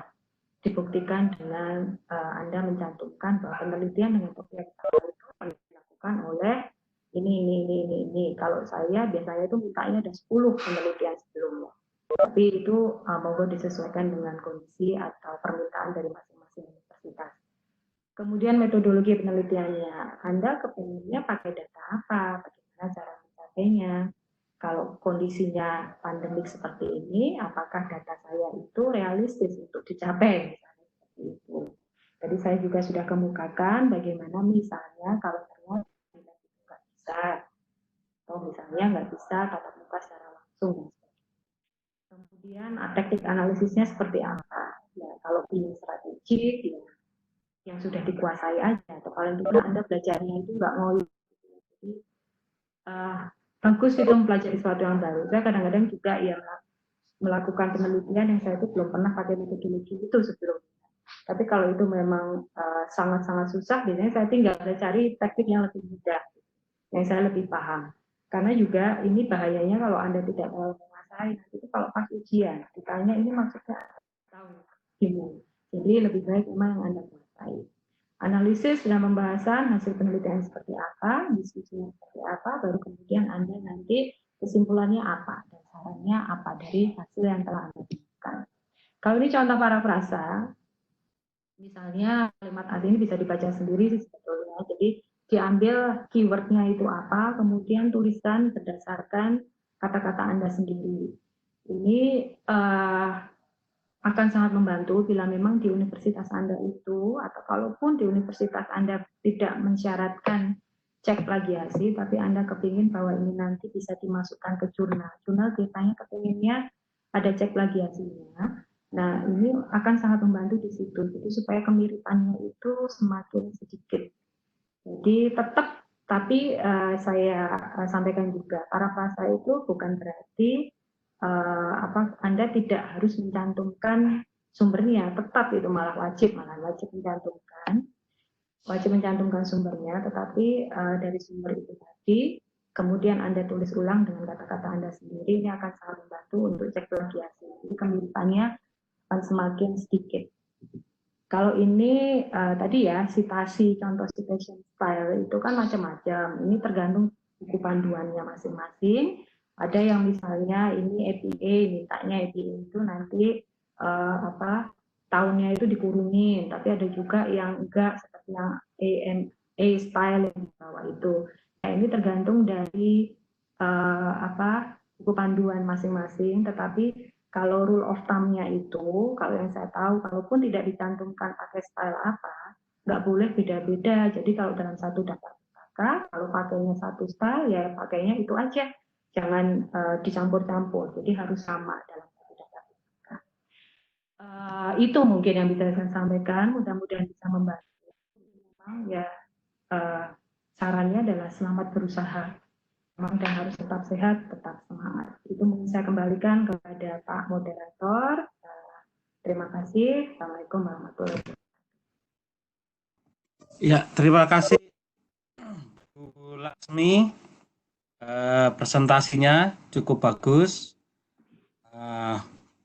Banyak sekali saya pikir untuk membantu teman-teman mahasiswa yang sedang menulis tugas akhir di masa pandemi ini, kan memang tidak bisa seperti ketika kita waktu normal yang kita umpamanya untuk mencari data bisa mendatangi di kantor-kantor atau mungkin memberikan kuesioner kepada perorangan, keluarga atau konsumen dan sebagainya. Itu sekarang kondisinya berbeda sekali. Karena kita pinter-pinter situasi ini untuk bisa menyelesaikan tugas akhir dari para mahasiswa. Nah, mungkin tadi disebutkan Bu Laksmi juga mungkin ada beberapa adaptasi ketika di masa pandemi COVID-19 ini, mungkin ada perubahan-perubahan di dalam metodologi, bisa jadi. Karena menyesuaikan dengan kondisi yang ada saat ini. Barangkali mungkin yang paling mudah saat ini dilakukan adalah melalui data-data sekunder, karena memang data sekunder ini kan paling mudah, cuman memang semua data harus diambil atau didapatkan dari internet, tidak bisa datang ke suatu kantor yang mungkin menerapkan WFH, work from home, yang mungkin tidak full tim, karena memang kalau WFH itu kan gantian orangnya, jadi hanya mungkin 1/3, setengah, maksimal 2/3 yang hadir di kantor, sehingga kita mungkin terhambat dengan pencarian datanya. Nah, di dalam seminar hari ini ada beberapa pertanyaan Bu Laksmi. Yang pertama adalah dari Biak ini Bu Laksmi, jauh sekali, dari Papua. Jadi ini ada mahasiswa, saya nggak tahu mahasiswa, ya mungkin saya rasa mahasiswa, di Institut Ilmu Sosial dan Ilmu Yapis Biak, namanya Muhammad Syukur. Beliau menanyakan, karena dia membuat tulisan, tugas akhirnya adalah pengaruh kualitas produk dan harga, jadi dua independen variabel, kualitas produk dan harga, terhadap volume penjualan beras premium di Perum Bulog cabang Biak. Nah, yang ditanyakan ini karena ini kualitas produk sepertinya mengambil metode seperti wawancara atau kuesioner gitu ya. Nah, pertanyaannya adalah minta dijelaskan instrumen penelitiannya bagaimana. Nah, seperti kemudian mungkin kuesioner, wawancara, observasi, dokumentasi dan sebagainya. Ini di masa pandemi mungkin bagaimana solusinya, Bu? Nah, seperti itu. Mungkin masuk di materi diadaptasi tadi ya Bu ya. Monggo silakan Bu Laksmi. Langsung ini Pak. Atau mungkin karena ada beberapa yang berbeda, atau mungkin langsung atau dikumpulkan karena memang agak berbeda. Monggo. Kalau yang ini sih, kalau misalnya mau langsung ya nggak apa-apa. Kalau Langsung aja ya Bu ya. Karena yang kedua agak berbeda topiknya. Oh, iya. Pak Muhammad, Jauh. Pak Mas Muhammad Syukur, ini tergantung tujuannya soalnya Mas. Pengaruh kualitas produk dan harga terhadap volume penjualan beras. Kalau dilihat dari judulnya, karena memang tujuannya pendekatan kuantitatif soalnya Pak. Kuantitatif ini kayak pakainya regresi kalau pengaruh. Biasanya pengaruh itu biasanya regresi. Kalau regresi lebih mudah malahan pakainya data sekunder ya. Jadi kan pakainya datanya di sini perlu ada data volume penjualan. Nah, cuman masalahnya aksesnya ke bulognya apakah mudah atau tidak. Saya juga belum pernah cek, artinya belum pernah cari data yang sama, tapi mungkin nanti bisa dilihat di website bulog atau di mana ya terkait mungkin Kementerian Pertanian apakah ada data tersebut. Jadi kalau dilihat dari judulnya dan pendekatannya kuantitatif, sepertinya memang yang dimaksud oleh Mas Muhammad ini tadi adalah model regresi ya kayaknya, paling tidak regresi data sekunder. Mungkin itu Pak Kun. Kalau nggak lihat ininya juga tidak terlalu. Ya, J. Ya, mungkin sebagai tambahan ini Pak Kun ini moderator juga dosen pembimbing.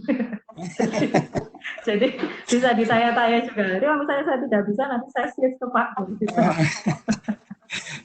Jadi mungkin melalui kuesioner yang penelitiannya apa mungkin ya bisa mix metode, mungkin bisa sekunder, tapi kalau kualitas produk bisa melalui kuesioner wawancara, tapi dengan kondisi seperti ini apakah bisa dilakukan ya itu kemudian menjadi harus ada adaptasi yang terkait dengan masa pandemi ini.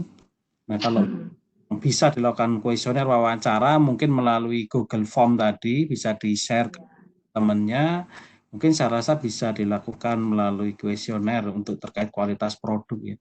Jadi karena benar tadi disampaikan Bu Laksmi, memang ketika pengaruh ada judulnya kelihatan pengaruh, berarti nanti hasil kuesionernya kemudian di regres ya antara independen dan variabel dependen. Jadi kualitas produk, harga ini independen, kemudian di regres pengaruh terhadap volume penjualan seperti itu. Atau bisa juga kalau misalnya susah kepengen wawancara itu saya juga pernah dulu Mas Muhammad Syukur ya. Mas Muhammad Syukur Yusuf. Jadi saya pernah juga waktu itu. Jadi saya sudah mewawancara ini Mas kecamatan. Tadi waktu itu memang belum Pak Camat waktu itu. Jadi memang belum masa pandemi, tapi karena saya ada di luar kota, akhirnya saya itu punya kuesioner. Kemudian saya saya titip ke Bapeda, minta tolong supaya disebarkan untuk ke setiap camat. Nah, Pak Camatnya itu mengembalikan atau mengumpulkan jawabannya itu dengan WhatsApp karena saya sudah mencantumkan ada nomor di situ, nomor WhatsApp saya. Nanti bisa dikembalikan atau dijawab dengan cara difoto jawabannya, kemudian dikirimkan ke WhatsApp saya. Saya pernah begitu juga. Jadi mungkin kalau ada yang bingung Google Form itu seperti apa, sekarang ada WhatsApp. WhatsApp itu juga mempermudah sebetulnya untuk pengumpulan jawaban. Begitu, Pak. Oke. Terima kasih Bu Laksmi. Untuk Mas Syukur ya, begitu ya. Mungkin bisa disesuaikan. Memang kalau memang harus pakai kuesioner atau wawancara, ya mungkin nanti memakai Google Form tadi seperti yang disampaikan Bu Laksmi ya.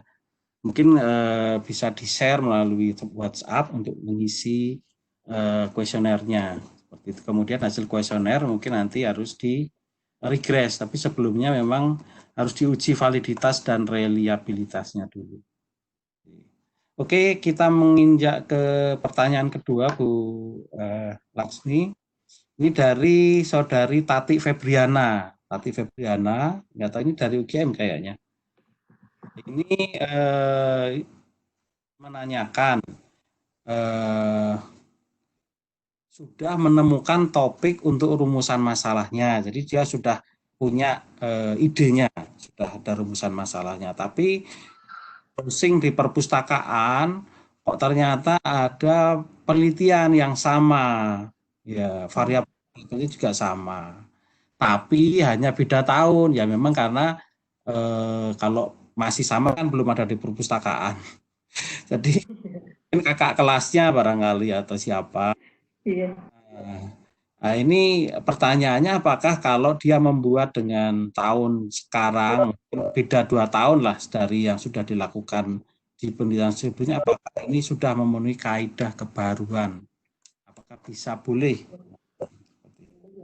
Kalau saya kok mending ditambah variabelnya ya Mbak ya. Ditambah variabelnya atau diganti variabelnya, karena kalau beda tahun hanya 2 tahun itu ya memang kalau untuk diploma atau S1 itu tidak seketat untuk S2 atau S3 yang kebaruan itu perbedaan tidak hanya dilihat dari perbedaan tahun, tetapi kalau hanya bedanya 2 tahun itu kok saya agak khawatir juga nanti terutama kalau sudah diujikan.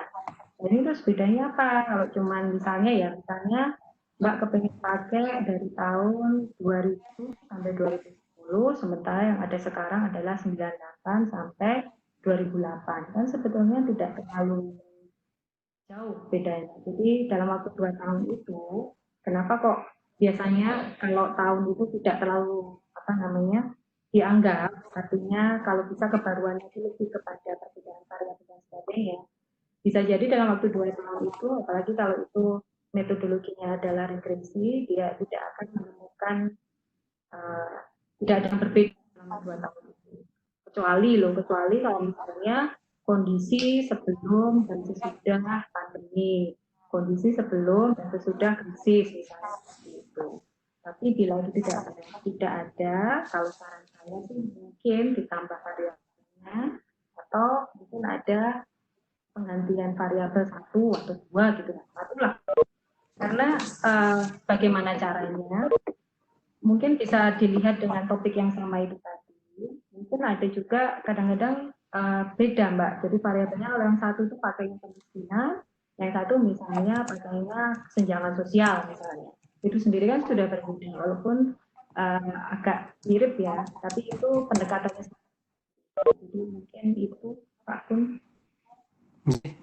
Oke, begitu ya. Tadi harus Mbak Tati tadi ada beberapa yang mungkin perlu supaya agak terlalu sama, jadi mungkin replikasi tapi ada beberapa variabel yang berbeda, mungkin ditambahkan atau mungkin variabelnya diganti gitu-gitu ya, Mbak Tati ya.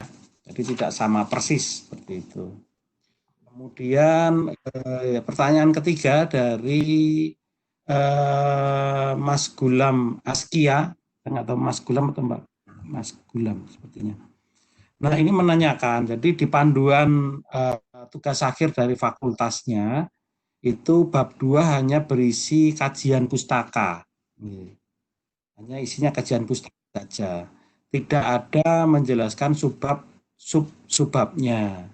Nah, karena untuk penulisan kerangka teoritis dan kerangka berpikirnya. Seperti itu, Bu. Silakan, Bu. Sebetulnya dari kajian pustaka itu memang disitulah kita nanti bisa membuat kerangka teoritisnya Mas Gulam. Jadi bagaimana kajian pustaka itu kan berarti kita akan mereview teori-teori sebelumnya seperti apa. Itulah yang menjadi dasar atau kerangka teoritis dari penelitian kita. Kalau memang di panduannya tidak ada subbabnya, saya kurang tahu di universitas Mas, tapi kalau di kami sendiri yang namanya panduan itu adalah minimal mencakup itu. Jadi kalau lebih itu nggak apa-apa, selama memang dia itu memang mencakup semuanya yang ada di buku panduan. Misalnya begini, Misalnya kalau di dalam buku panduan itu tidak ada dituliskan sebab sumber atau jenis dan sumber data. Nah, tapi kemudian Mas menambahkan itu, ada jenis dan sumber data. Tetapi yang apa yang dipersyaratkan semua yang ada di buku panduan itu juga sudah Mas penuhi. Saya pikir kalau begitu sih tidak apa ya, tapi sekali lagi ini memang aturan universitas Pak Kun, Mas Bulan, jadi bagaimana untuk subbabnya ini apakah diperbolehkan seperti itu atau tidak, tapi kalau saya selama ini untuk yang di universitas kami dan bimbingan saya, selama dia mencakup semuanya, minimal mencakup semuanya yang ada di buku panduan, kalau ada tambahannya itu enggak apa-apa. Nah, untuk menulis kerangka teoritis, ya memang kerangka teoritis itu kan ditulis di kajian pustaka itu, Mas. Jadi teori-teorinya apa, kemudian dari penelitian-penelitian sebelumnya. Memang ada yang membedakan, Mas. Kalau untuk di bab 2 itu adalah tinjauan pustaka, yang subbabnya itu yang pertama adalah landasan teori, yang kedua itu adalah penelitian terdahulu. Ada yang membedakan itu. Nah, ini sebetulnya adalah dua-duanya ini adalah dasar dari kita menyusun kerangka teoritis kita. Karena teorinya itu dulu apa? Jadi teori itu kan biasanya dari buku-buku ya. Misalnya pakai teori demand and supply, jadi teori permintaan dan penawaran. Kemudian penelitian terdahulunya itu sebetulnya itu juga sudah menunjukkan perkembangan ilmu. Jadi bahwa kalau misalnya Mas mengutip ada penelitian dari tahun 2005, ternyata itu dia yang dipakai adalah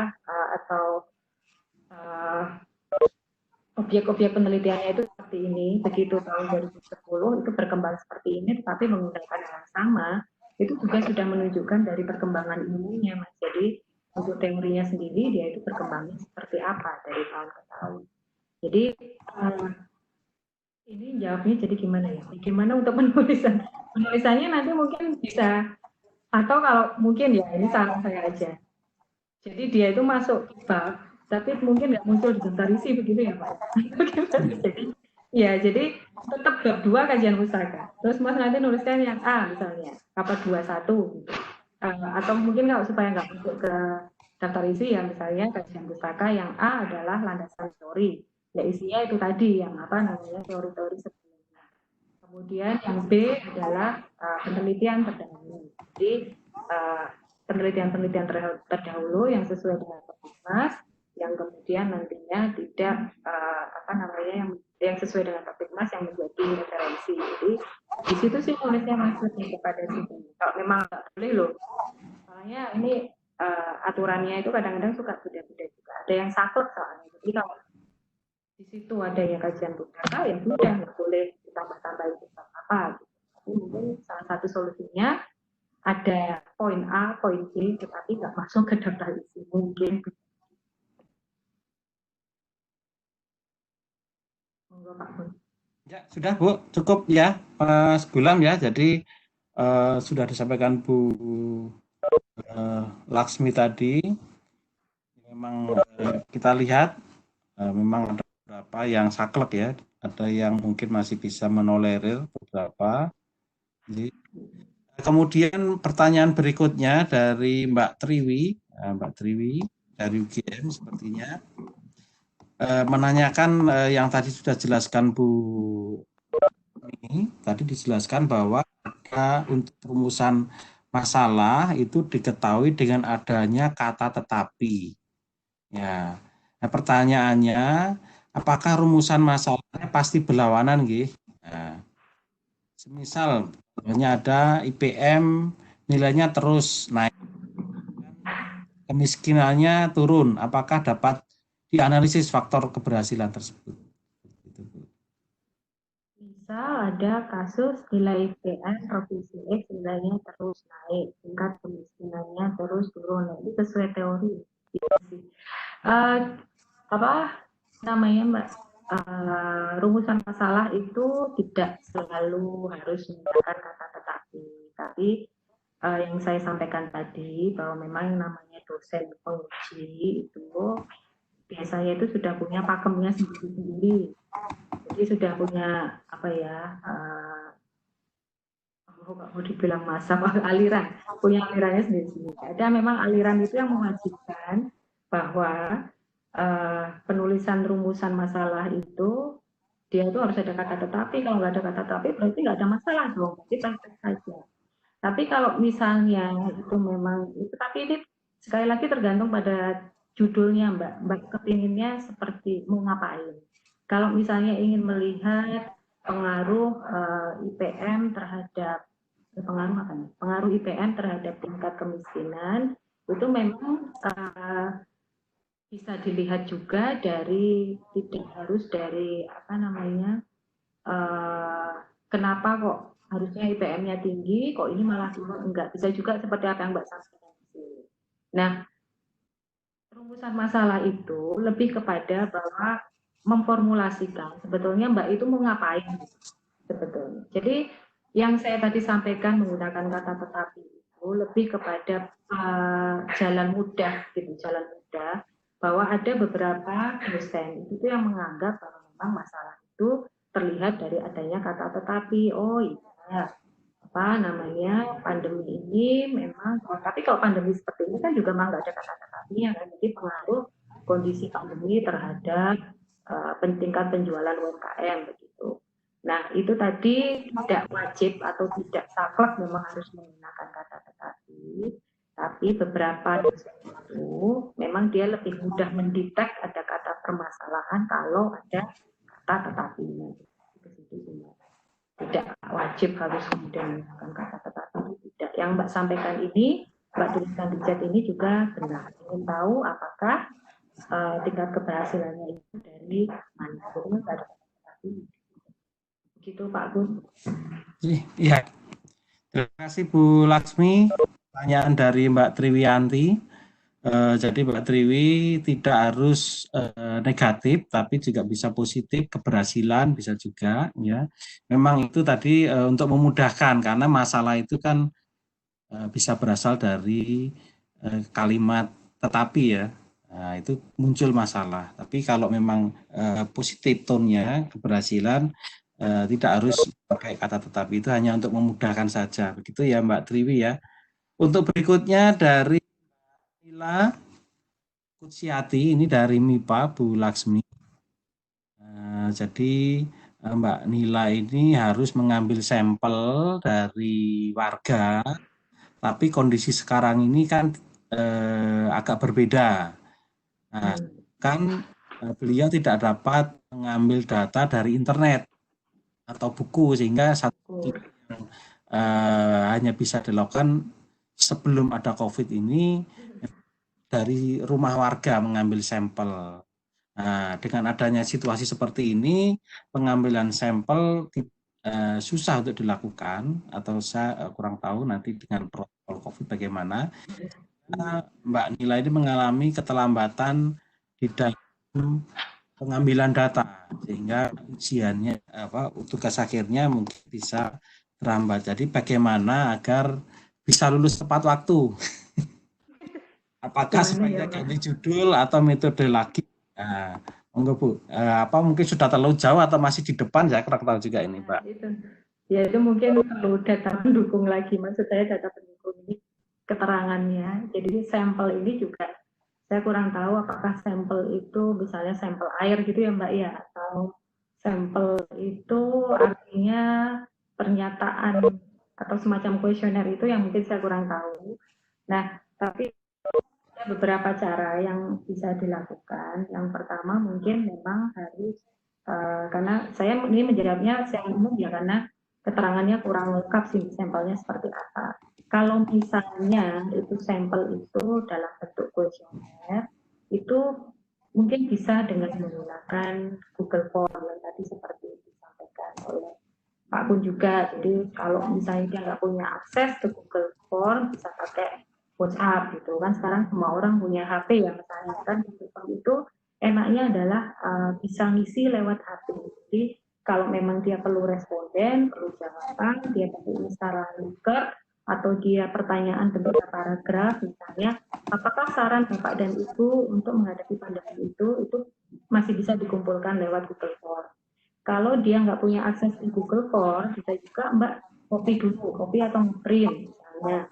Kemudian disebarkan kan ketemu ya. Terus nanti ngumpulinnya juga nggak perlu ngambil mungkin, tapi bisa tolong nanti dipotret terus dikirim ke WhatsApp saya. Jadi di mana namanya di dalam kuesionernya itu sudah ada nomor yang bisa dihubungi, atau tolong nanti jawaban bisa dipotret kemudian dikumpulkan dikirim ke WhatsApp dengan nomor begini.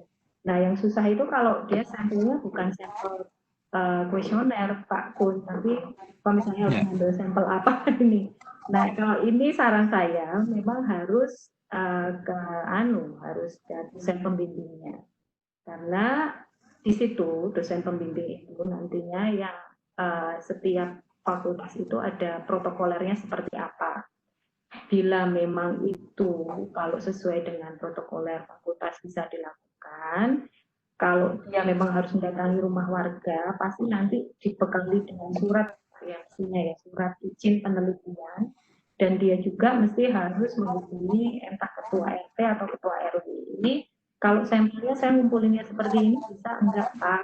Jadi misalnya nanti ada panduannya, sudah ada misalnya sampel air nih misalnya. Jadi di situ juga sudah disediakan apa, misalnya tempatnya, nanti tinggal siapnya pada waktu bukan misalnya begitu, itu juga bisa.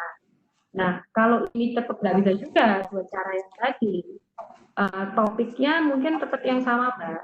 Topiknya tetap yang sama, tapi coba di browsing dengan topik yang sama itu adakah metodologi yang berbeda, misalnya begitu. Jadi memang ada banyak cara dan mungkin tidak semuanya menyenangkan, tapi mungkin harus dicoba supaya lulus tepat waktu tadi. Tapi langkah pertama sih kalau saya pikir Mbak harus konsultasi ke dosen pendidik. Yang lebih tahu. Kalau saya kan hanya secara begitu, Pak Bu. Ini Bu, sampelnya larva nyamuk Bu dari warga. Waduh, nah, ada di sini. Dites resistensi nyamuknya. Nah, lah itu. Berarti kalau sudah begitu harus ke dosen pembimbing, Mbak. Kalau dari dosen pembimbing itu kan nanti ada panduan dari fakultas itu seperti apa. Jadi apakah ini bisa dilakukan atau tidak. Dan kalau ini boleh dilakukan, biasanya itu harus dibekali dengan surat ini, Pak. Apa namanya? Surat penelitian. Jadi izin melakukan penelitian. Kalau larva nyamuk begini berarti nggak harus masuk rumah kok ya Mbak ya, di halaman boleh ya. Kalau itu mungkin boleh, tapi ya tetap harus izin Pak RT sama Pak RW. Jadi harus dari situ, nanti kemudian ada surat dari Pak RT RW itu kan. Jadi mungkin ini nanti jadi kayak orang yang penyemprotan desinfektan itu Pak Kun. Jadi kan di luar toh, nggak di dalam. Saya juga kurang tahu kondisinya seperti apa sih. Jadi mungkin itu beberapa caranya. Iya. Jadi kalau memang mau turun ke warga, mungkin memang harus ada izin membawa surat dari kampus ya, dan harus ada protokoler terkait dengan kesehatan, mungkin ke RT. Dan nanti saya rasa tidak akan menghambat proses pengambilan datanya, saya rasa. Kemudian pertanyaan berikutnya ini dari Mbak Afsih. Nah, Mbak Afsih Dina ini sepertinya manajemen. Ini terkait dengan tinjauan pustaka Bu Laksmi atau Laksmi. Jadi Mbak Afsih ini mau menulis judul pengaruh survei recovery, ya service recovery terhadap kepuasan konsumen. Kemudian di dalam bab 2 tersebut, apakah harus meneruskan semua landasan teori terkait dengan yang ada dibahas di dalam servisnya dulu, kemudian service recovery, kemudian kepuasan konsumen, teori-teorinya, atau boleh hanya 2 variabel yang di judul, yaitu service recovery dan kepuasan konsumen saja.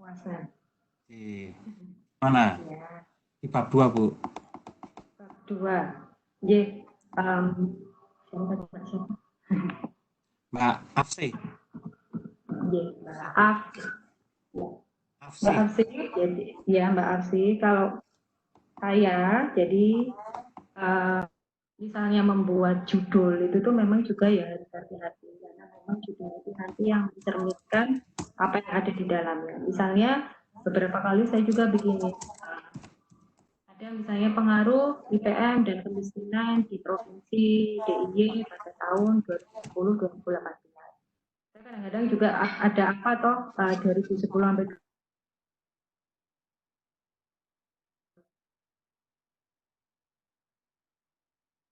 harus ada kok latar belakangnya apa kok ngambil judul itu.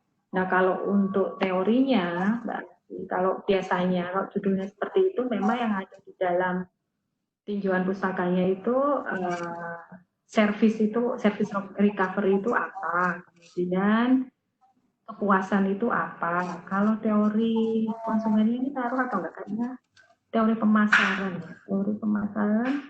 pikir kok pakainya rokam begini aja Mbak. Jadi kadangkala itu lebih banyak itu lebih baik. Artinya kalau memang service recovery dan kepuasan konsumen itu merupakan turunan dari pemasaran, ya teori pemasarannya juga harus disertakan. Nah, tapi di dalam karena itu sudah memuat ada kata-kata service recovery dan kepuasan konsumen, ya berarti memang harus dipertanggungjawabkan. Artinya itu tuh artinya apa dan apa ini yang menjadi judul itu memang harus dijelaskan. Jadi yang wajib itu dua Mbak, kalau mau ditambahin karena nantinya ini bisa pemasaran, bisa jadikan.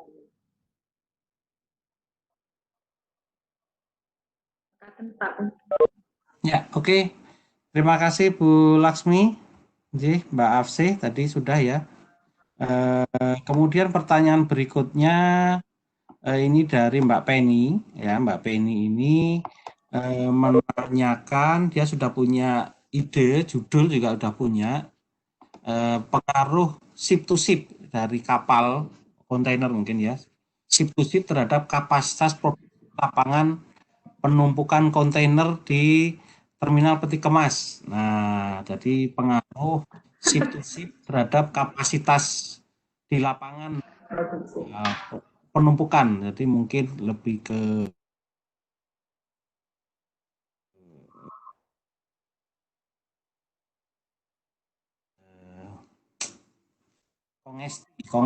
kongesti itu peti kemasnya banyak sekali Bu itu Bu. Jadi pengaruh ship to ship dari kapal ke kapal. Jadi bongkar muatnya itu dari kapal ke kapal mungkin maksudnya. Kurang tahu. Jadinya kapasitasnya kalau ship to ship harusnya berkurang ya mungkin. Saya kurang begitu tahu. Nah, iya. Apakah sudah memenuhi kaidah penelitian? Nah, bagaimana penelitiannya? Mbak ini bingung karena sebelumnya belum ada jurnal yang membahas, belum ada jurnalnya. Terus bagaimana nanti analisis kuantitatifnya? Dia rencananya mau menggunakan SPSS sepertinya. Ya, Pak. Ini kebetulan juga bukan bidang saya sih Pak Bung, jadi saya sampaikan secara umum saja. Tadi itu kan kalau tugas akhir begini ya, dia harus bentuknya karya ilmiah, kemudian dia itu memang sesuai bidang keilmuan dan dia juga ada dosen peneliti, jadi kata kunci.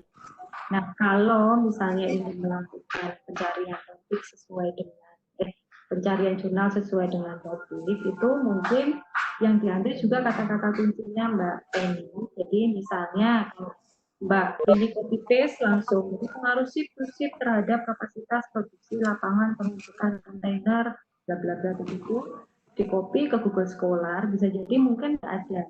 Tapi ambil kata kuncinya apa di sini? Mungkin kalau di sini saya bisa lihat kata kuncinya kapasitas produksi ya. Kapasitas produksi.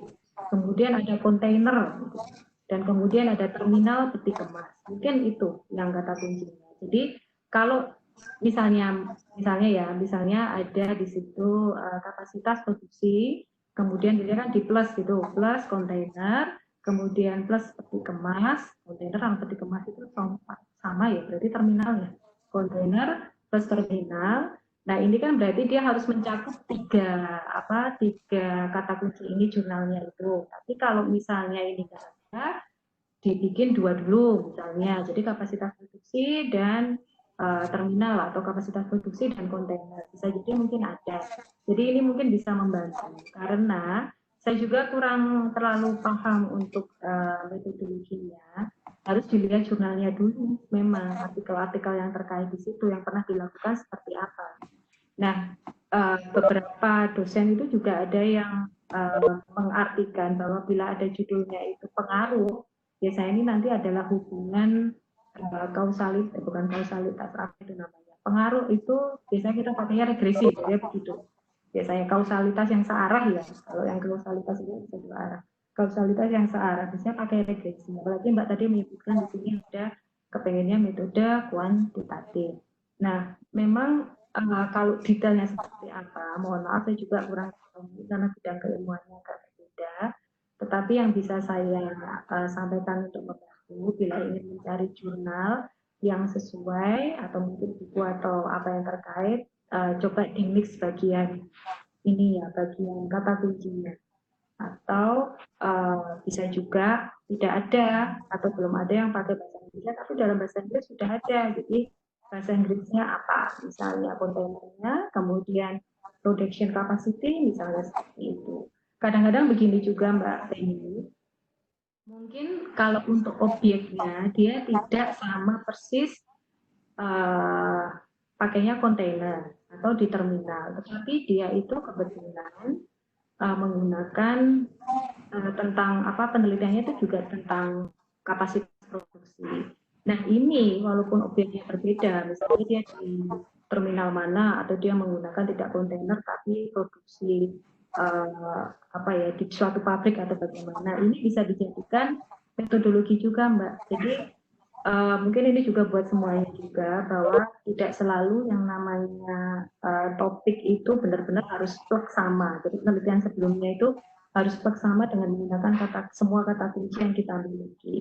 Bisa jadi dia itu ada pengaruh PDB gitu atau pengaruh kemiskinan, tapi dia itu pakainya mungkin di nasional bukan di regional, itu juga bisa. Jadi mungkin bisa untuk bisa mencari jurnal-jurnal yang terkait. Mungkin begitu Mbak Penny dan Pak Tung. Jadi Mbak Penny tadi sudah dijelaskan oleh Bu Laksmi yang terkait dengan pengaruh ship to ship ya terhadap penumpukan peti kemas. Nah, mungkin saya menambahkan saja apa yang disampaikan Bu Laksmi. Jadi kalau memang belum ada jurnalnya, itu ada beberapa kemungkinan. Yang pertama mungkin tidak bisa dilakukan. Yang kedua memang topiknya baru. Nah itu. Nah, oleh karena itu Mbak Penny barangkali bisa melihat apakah judulnya ini memang ada datanya. Jadi pengaruh ship to ship, apakah ada data yang bongkar muatan atau mungkin kontainernya pindah dari ship to ship, itu ada datanya enggak? Kalau enggak ada datanya ya memang nanti takutnya tidak bisa dilakukan analisis seperti itu ya. Kemudian apakah ada data penumpukan peti kemas ya di terminal peti kemas, itu apakah ada datanya? Kalau memang dua-duanya ada, memang semua ada datanya, saya rasa tidak ada masalah untuk dilakukan penelitian. Tapi kalau memang tidak ada datanya, nanti malah menyusahkan Mbak Penny. Ya, seperti itu masukan saya, Bu Laksmi. Jadi, sepertinya ini tidak ada pertanyaan lagi, Bu Laksmi. Ya. Saya rasa ada tambahan dari Bu Laksmi terkait dengan yang sudah disampaikan, pertanyaan-pertanyaan secara garis besar atau mungkin barangkali kata-kata kesimpulan belum ditutup. Kata-kata semacam ringkasan eksekutif begitu.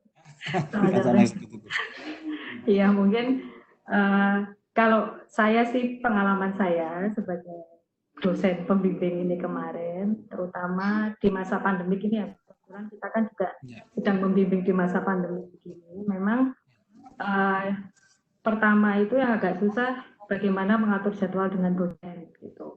Ya, Memang. betul. Jadi kalau terkait dengan itu, kalau saya memang lebih baik disampaikan di awal. Anda justru mahasiswa yang harus menghubungi dosen terlebih dahulu.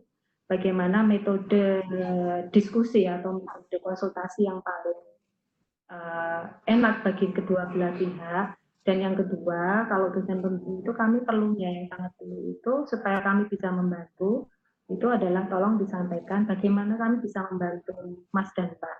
Ya, bagaimana caranya itu adalah paling tidak Mas itu punya, Mas dan Mbak itu punya timeline tadi. Jadi tujuannya itu apa? Ketemu kapan? Kemudian tanggal-tanggal pentingnya juga tolong kami diingatkan. Jadi kalau tidak, kami juga ya itu tadi bisa jadi lupa ya. Jadi terus karena mahasiswa itu dianggapnya dosennya itu tahu bahwa setiap bulan tanggal ujian tanggal 10, jadi nggak mengingatkan kami gitu. Jadi nanti tiba-tiba miss bisa ujian, terus nggak bisa wisuda, nanti kami yang disalahkan gitu. Jadi mohon maaf, kami juga manusia. Jadi mohon supaya kami juga tidak diingatkan itu. Jadi tolong Mas dan Mbak itu memang punya timeline kasar. Jadi kira-kira bagaimana proses pengerjaan yang nanti harus dilakukan untuk bisa mencapai tujuan akhirnya, yaitu selesai tugas akhir atau skripsi. Kemudian yang kedua itu adalah kalau tadi bingung banget mulainya dari mana, yaitu tadi bisa bingung mulainya itu bisa bingung dua. Jadi yang satu itu bagaimana cara memilih topik, yang satu adalah bagaimana cara menulis. Kalau memilih topik, yaitu tadi mungkin ada beberapa hal yang telah saya sampaikan. Itu yang penting itu kata kuncinya. Jadi saya misalnya itu adalah tentang bank pembangunan daerah begitu. Itu kan itu bisa menyangkut macam-macam. Jadi misalnya nilai kredit di bank pembangunan daerah, kemudian nilai pengaruh bank pembangunan daerah terhadap pertumbuhan ekonomi dan sebagainya. Jadi kata kuncinya satu, BPD gitu. Itu nanti keluarnya bisa macam-macam. Jadi nanti kalau misalnya Anda maksa, misalnya kepingin cari jurnal itu yang mencakup semua kata kunci yang ada di dalam penelitian Anda, bisa jadi nggak ada. Jadi tolong juga disesuaikan. Kadang-kadang kata kuncinya yang kita ambil satu, nanti malah keluar topik yang kita perlukan. Jadi mungkin itu kalau untuk pencariannya. Terus bagaimana cara menulis, yang mulai dari paling gampang itu tadi. Jadi bikin apa, kalau bahasa Jawanya itu cengkorongannya. Cengkorongan itu apa ya, semacam template-nya, kerangka atau template-nya. Jadi itu dulu template-nya, jadi disesuaikan dulu fonnya, kemudian habis itu isinya harus ada apa aja. Even membuat kata pengantar dulu, itu kadang-kadang bisa memicu Anda. Kata pengantar kan ada terima kasih kan. Nah biasanya kan Anda paling bisa membuat itu. Jadi kalau sudah ada isinya itu bisa jadi terus Anda melihat yang kosong itu nanti terusnya ya kosong, jadi kepengen isi. Kemudian kalau untuk metodologi ya kayak apa sih tadi itu mencari data larva nyamuk ya. Kalau itu nanti terkait dengan apa yang ada di masyarakat dan Anda harus keluar, saran saya pertama kali itu memang harus ketemu sama dosen pembimbing. Karena beliau yang tahu protokoler untuk masing-masing fakultas. Terutama kalau kami di Soskum itu agak tidak terlalu banyak kesulitan karena kami kan bisa menggunakan data sekunder. Tapi kalau mungkin yang saintek dan sebagainya itu terkait dengan lab, kemudian terkait dengan data di luar, yang lebih tahu protokolernya adalah dosen pembimbing. Jadi sampaikan seperti apa, sambil Anda membantu juga dosen pembimbing Anda kalau ternyata, oh Bu, kalau untuk topik ini ternyata ada juga metode seperti ini, kalau saya switch ke metode ini bisa enggak Pak? Jadi mungkin itu Pak Kun. Ya. Sudah enggak ada lagi. Enggak ada lagi. Ada lagi Bu Laksmi. Karena sudah ada pertanyaan dan jamnya juga sudah menunjukkan jam 12 lebih 5, karena tadi juga masuknya juga lebih cepat. Jadi saya rasa seminar kita hari ini bisa kita akhiri dengan mengucapkan warahmatullahi, ya kita akhiri pertemuan atau seminar hari ini. Mungkin Bu Laksmi ada sepatah dua patah kata yang mau disampaikan sebelum atau mungkin Tadi sudah banyak. Nggih. Apa nggih? Matur nuwun Mas dan Mbak, tetap semangat. Mudah-mudahan ini walaupun secara umum paling tidak bisa memberikan gambaran untuk Mas dan Mbak bagaimana cara menulis atau bagaimana menyesuaikan. Dan mungkin yang perlu kami sampaikan adalah begini.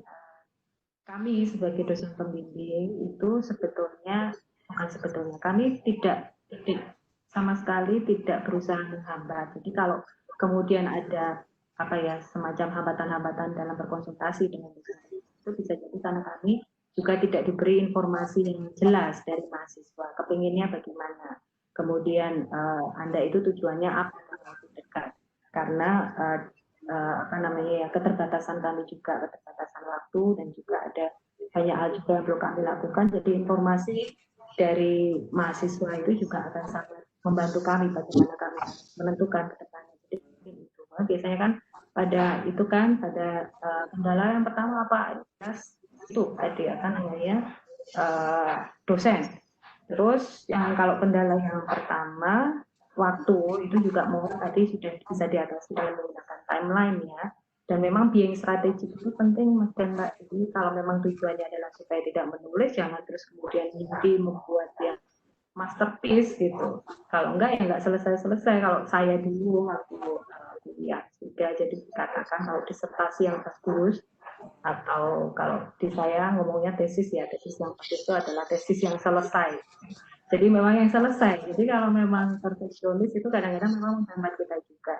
Tetapi jangan kemudian asal juga. Memang tetap ada aturan-aturan karya ilmiah yang harus kita ikuti. Jadi mungkin itu yang sepatah dua patah kata terakhir dari saya, Pak Kun. Jadi mudah-mudahan sukses semuanya. Memang harus tetap sehat, tetap semangat dan tetap terus. Jadi kalau saya tutup juga ya. Tadi saya sudah tutup, saya tutup lagi. Alhamdulillah telah dapat dilaksanakan dengan baik. Ini mudah-mudahan bermanfaat. Assalamualaikum. terima kasih Bu Lasmi. Kita bisa live dari meeting, masih ada 4 seri lagi. Silakan Mbak-mbak, Mas-mas untuk bisa ikut di seri-seri seminar berikutnya. Ya, kita live masing-masing. Terima kasih Pak Kun. Terima kasih Pak Aris, terima kasih.